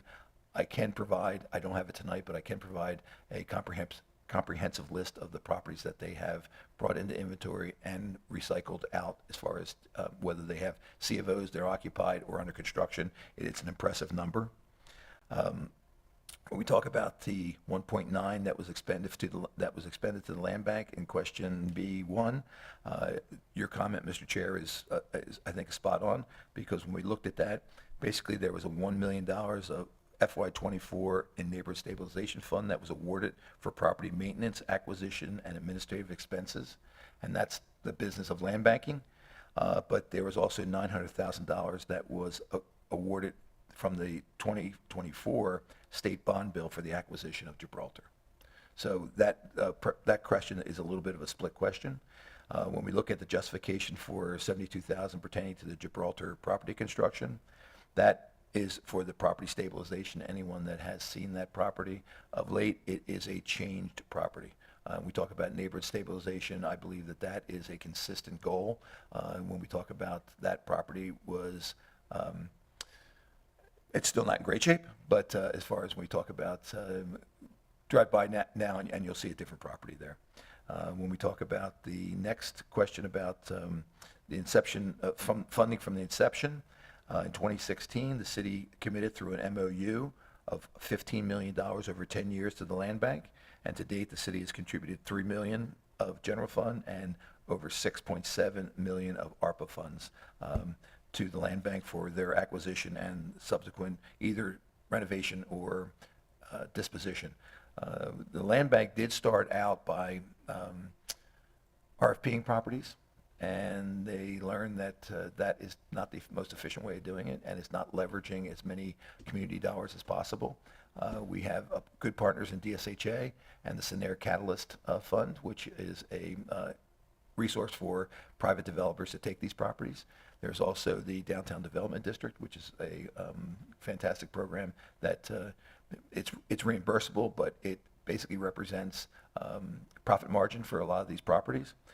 And we're utilizing those to the maximum so that the land bank can continue to take those properties out of their inventory, put them into the hands of capable and financed individuals or companies, and bring them back onto line.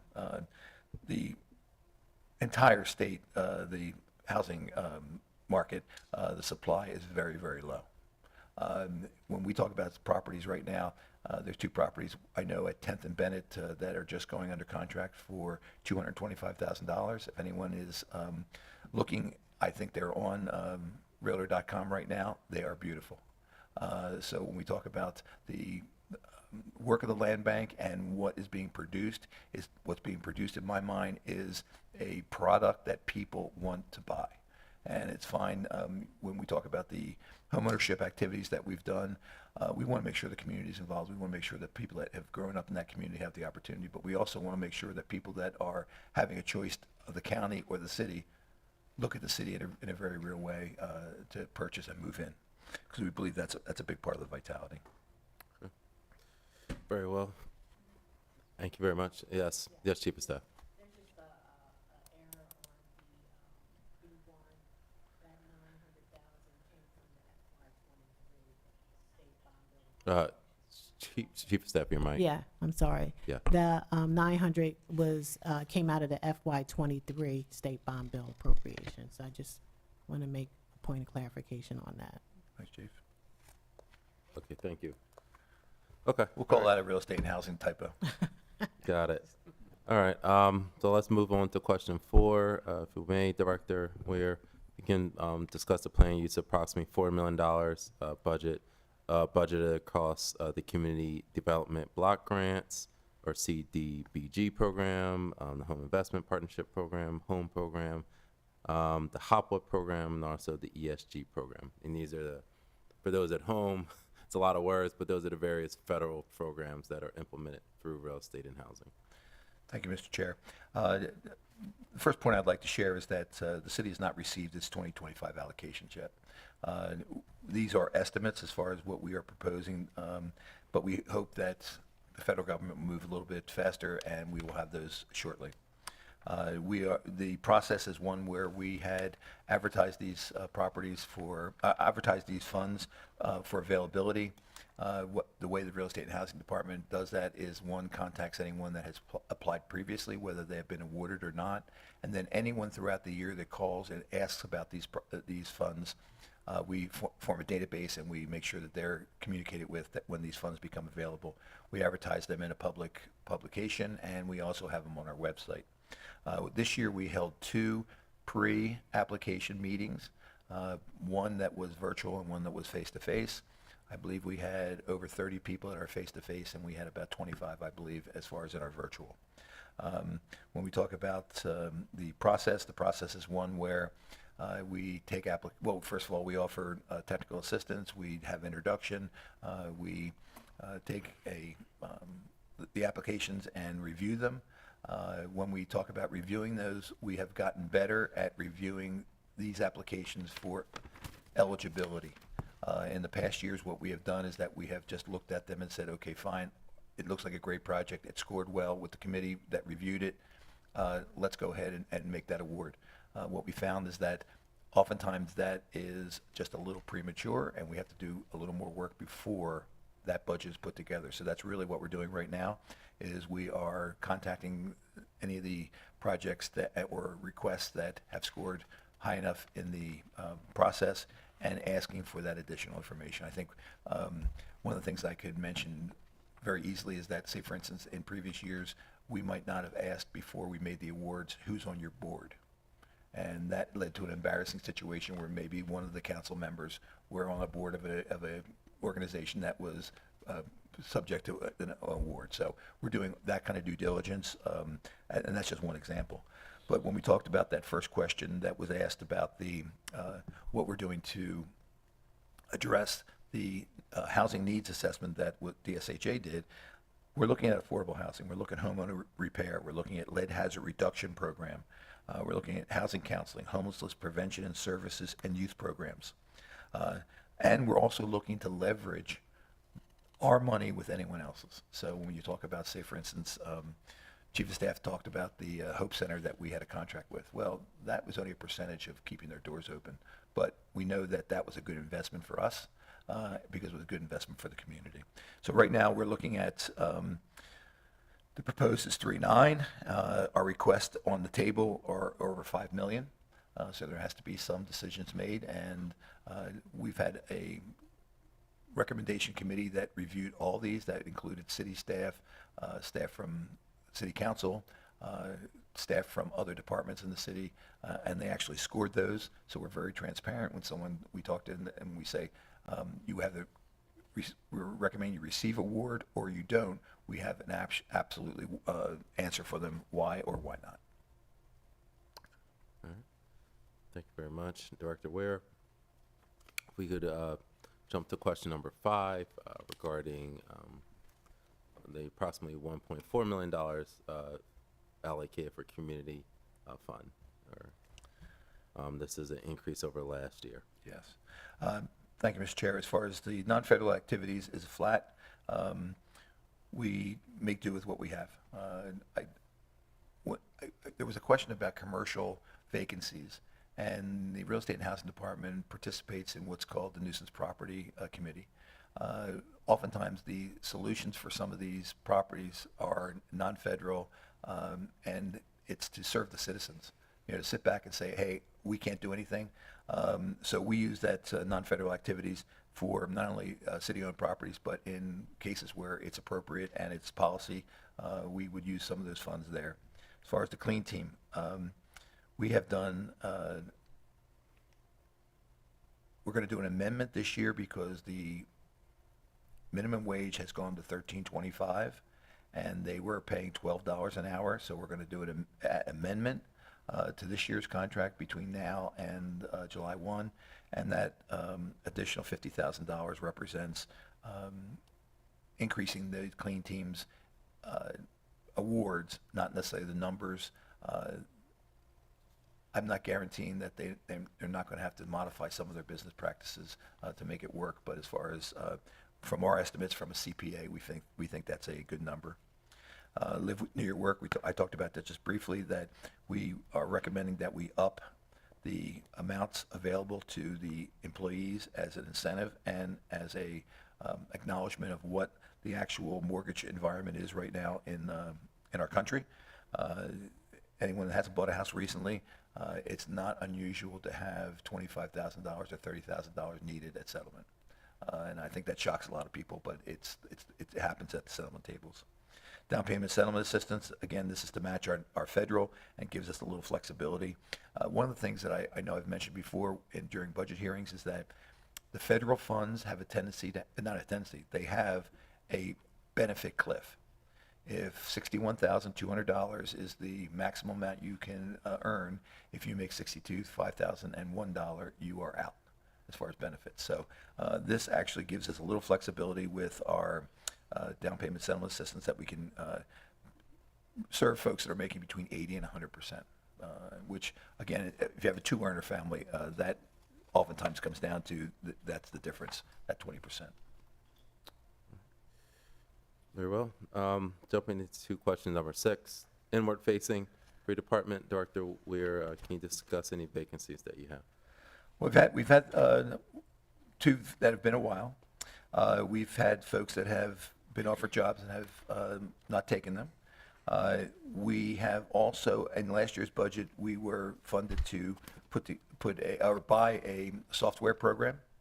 It's called Neighborly, and it really allows us to take all the federal applications in electronically, to do a lot of the work that's necessary electronically. So at this point, we're hoping that with the software that we have bought, and with just a little more clever management, we can continue to streamline the department. When I say that, we're working right now that with the funding we have, if we have more funding, then that's going to drive some of our staff needs up. So yes, we would like to have more staff, but we know that we need to find the right people. What happened with the real estate and housing department is that we had a staff drain, and the folks that came in had a learning curve, and it was my judgment that to bring some of these folks on in a time period where no one knew anything would just lead us to other problems with our federal administration. So I'm feeling very confident that the staff that's there now is doing a great job, a bang-up job. Absolutely to Tom Ford and Shamika Ponzo, they have really done a very nice job in taking I hate to say a bad situation and making something good out of it, but as far as we had folks that had been in the real estate and housing for a long time, and the rules change, and you have to be nimble to make sure that you are meeting compliance.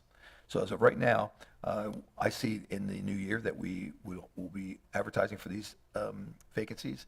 I see that the job description will change from what it is now, but it will not change in job title. And that then dovetails into question number 7, Director Ware. Are there any position changes? No. No. No position changes. We'll just have some, I see that we'll have some duties modified as far as under the same job title. Okay.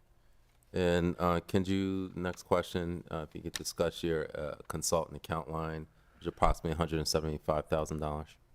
The consultants we have right now are one of the answers that we have put together for some of our HUD compliance.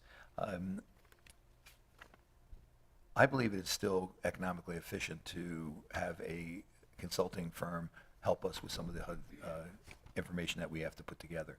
HUD doesn't necessarily like that because they like to have in-house capacity. So we're at a little bit of odds with those folks. But once again, the idea is that we're trying to get done as much as we can for, I don't want to say as little as possible, but in a financially efficient way. This also takes into consideration that the real estate and housing department has to bill like an attorney. If we have a staff person that's working, say for instance, in the HOPWA fund, they have to keep their time in HOPWA fund, which is a task in and of itself, and that's one of the reasons why we have a CPA that helps us do that. The reporting platform that we have to report to for HUD, One Roof, and the munis don't talk to one another. So there has to be a reconciliation constantly. And then every month there has to be a look at, okay, where are we on that admin cap? And that's one of the things that we've upped our enterprise on too, in as much that previous years it got out of hand, and at the end of the year we might have an overrun because we didn't see it coming. I'm not guaranteeing that we won't be able to eliminate it 100%, but at least we'll see it coming at this point. Very well.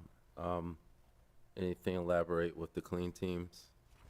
I just put the one slide in here that our budget was $700,000. I'll be honest with you, I would be lying to you if I said I thought through that there was going to be an increase in minimum wage. But I thought there was going to be increases. Right now, I think we're going to be very, very close at $50,000, and that'll get us exactly to our budget line. Okay.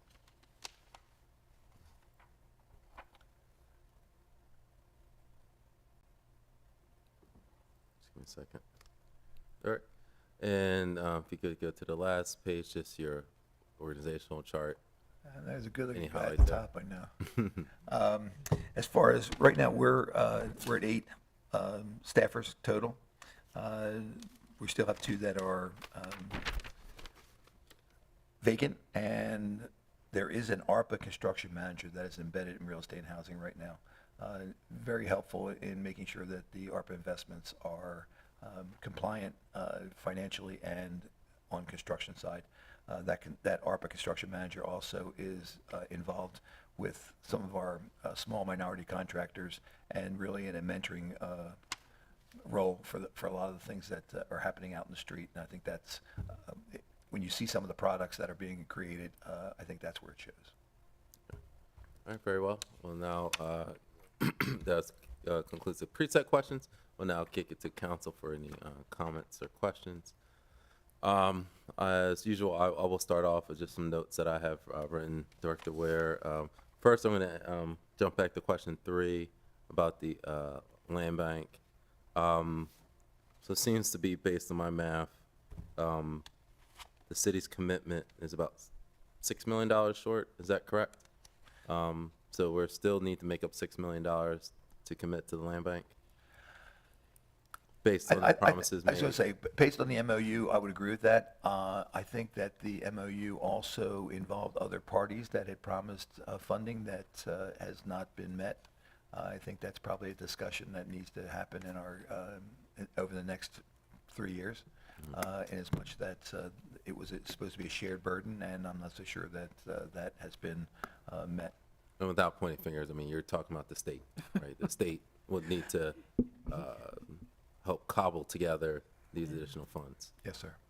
That was Is there anything to elaborate on, Chief of Staff? no, that was always the intent, and I have to say that there were a couple of times throughout the various fiscal years where the city was not in a position to appropriate any funding to the land bank because we were struggling financially. So there were times when we missed appropriations as well. It's always contingent on how healthy the city is doing. All right. Thank you. And another question just regards to, jumps back to question number 1. We talk about affordable housing and Delaware State Housing Authority. Specifically, is the city currently exploring projects such as, I know they're kind of newer projects downstate, like mini houses, trying to start those kind of programs where we're taking, plots of land and erecting, I guess, pilot or mini houses, I guess, more or less. I can't really describe it. I'm not a real estate and housing guy, but is that something that we're looking at in the we already have many houses in the city of Wilmington. We have houses that are 700 square feet. They don't really meet much market demand. I professionally and personally believe that affordable housing, the more units that you can put under one roof, allows you to have mission-based rental management, services to your clients, and when you talk about leveraging other funds, the needs assessment clearly says that the biggest hole we have is 30% median family and below.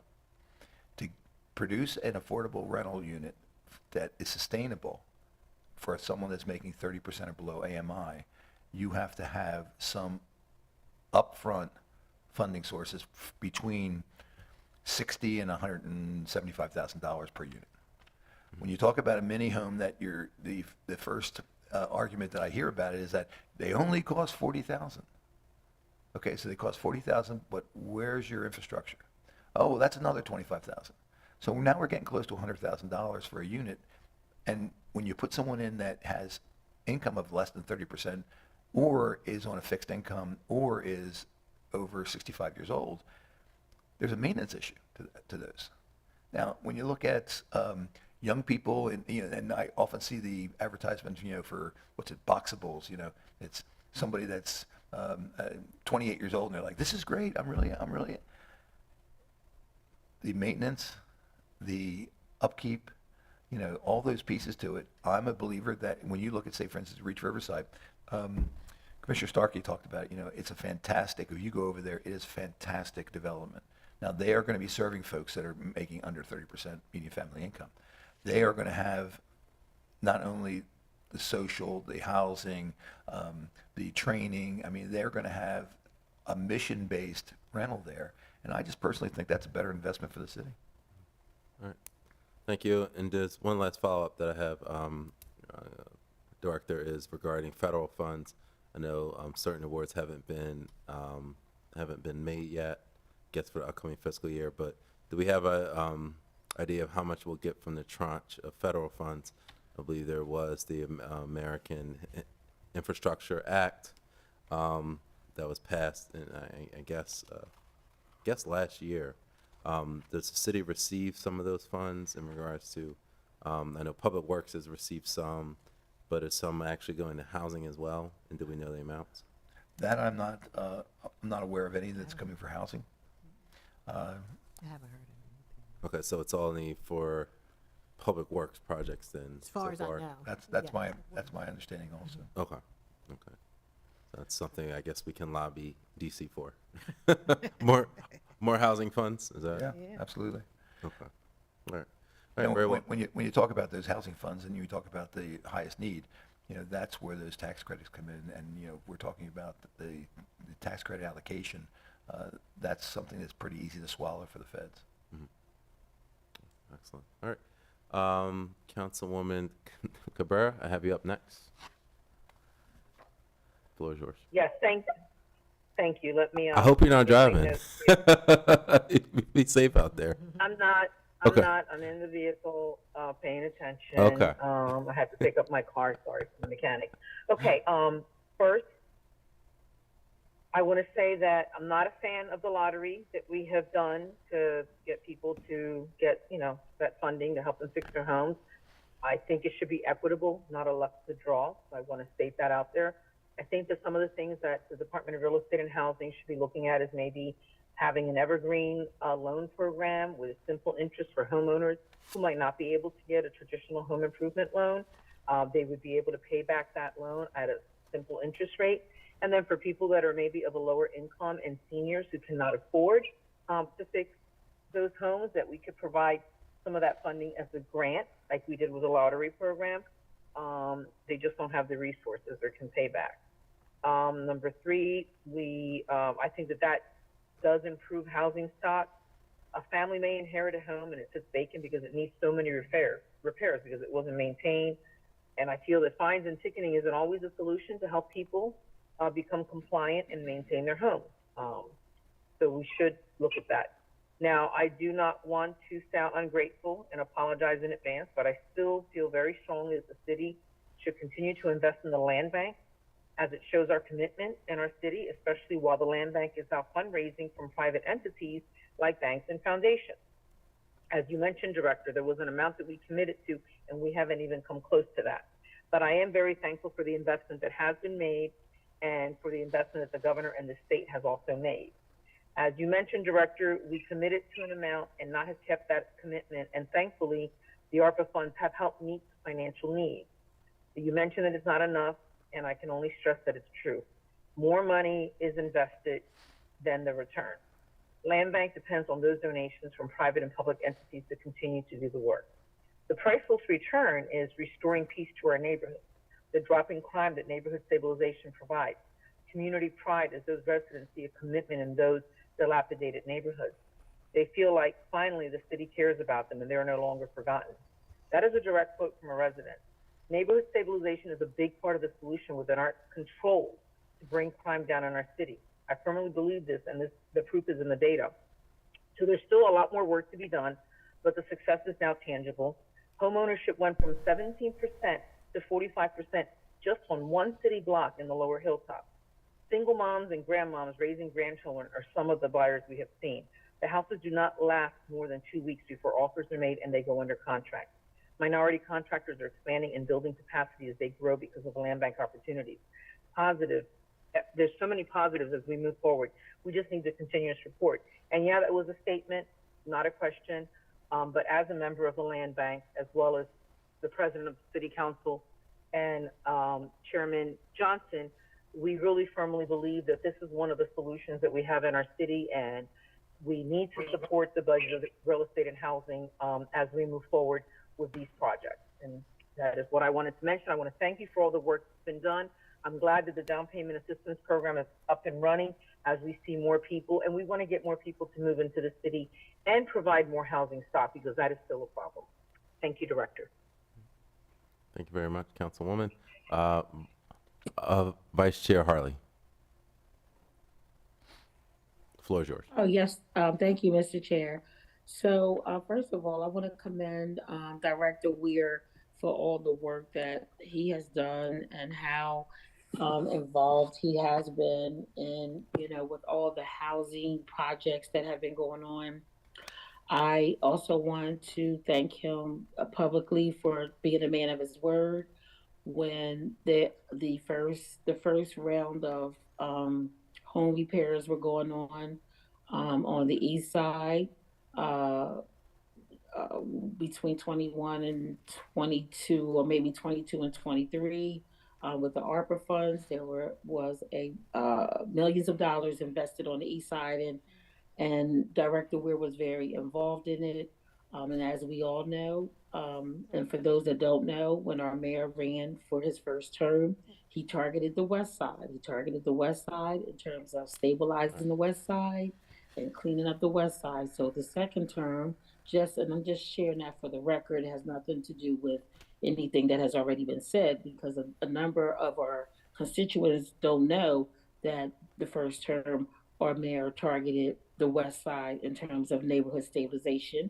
And then his second term, there was an opportunity that presented itself. Who knows? We don't know. Had we not received the ARPA funds, we may or may not have um, received the revitalization and the development that is now going on the east side. So, anyways, as I said, I wanted to first of all commend Director Weir for intervening and always getting back with me with answers and solutions.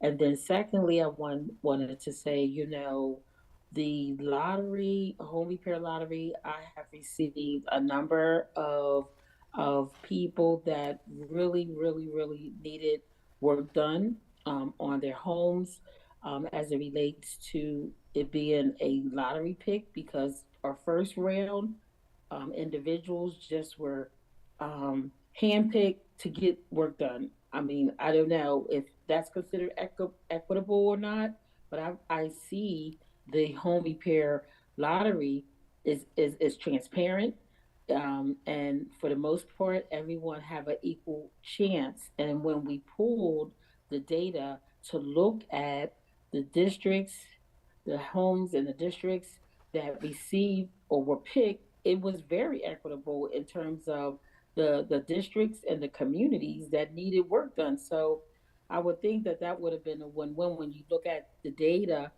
from the houses that were picked and those houses that really needed those repairs. But there's always room for improvement, and I always respect other opinions. But again, we definitely have identified housing stock that was in desperate need of repair. And then secondly, I'm going to end with this. I think that it would be a great thing to share a report from the land bank on a quarterly basis.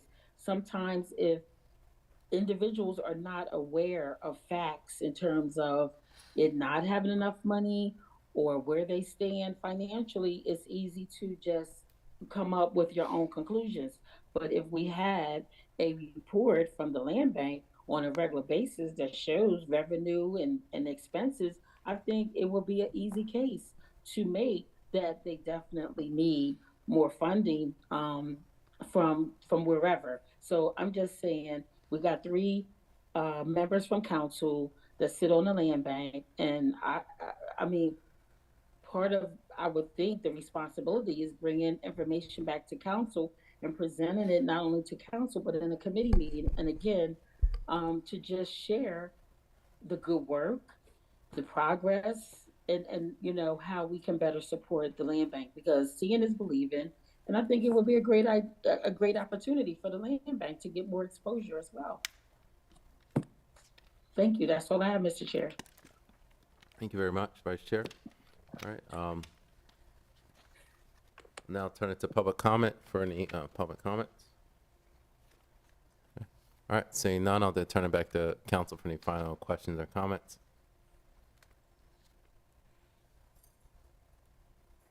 Okay. All right. So at this point, I would thank you, Director Weir. I would say again, I know land bank is a hot topic. I can attest to the work. I will obviously extend the invitation to any of our colleagues who want to tour the land bank. Please contact them. You can take the walking tour just so you can understand and talk to the residents about how this has changed their life. You have to kind of see it to believe it, but I can say, having participated in those meetings and been involved the past few years, it is changing lives block by block. So I appreciate the work from the land bank. In terms of the repair lottery, just giving my 2 cents. I know we've worked as a finance committee to make sure it is fair, and as Vice Chair Harley said, a transparent and fair process is all we can ask for. Rather not, it shouldn't be handpicked or selected or who you know. And the grant should not be given that way. So I appreciate the transparent process. Again, it's not perfect, but at least it's transparent. So again, thank you. And any follow-up questions you can provide to Ms. Bassnight, of course. There's some data points. As I imagine, there may be some land bank questions as we move forward. So, you know, please be ready just to address any questions council members may have that don't even have tonight. They may have some in the future as you round off this budget. All right. Thank you and your fierce and lean team. As always, they're very experienced, and we are thankful for their service. So thank you very much for your team. And with that, I would thank OMB, of course, as always. You've been on point, keeping us on track tonight.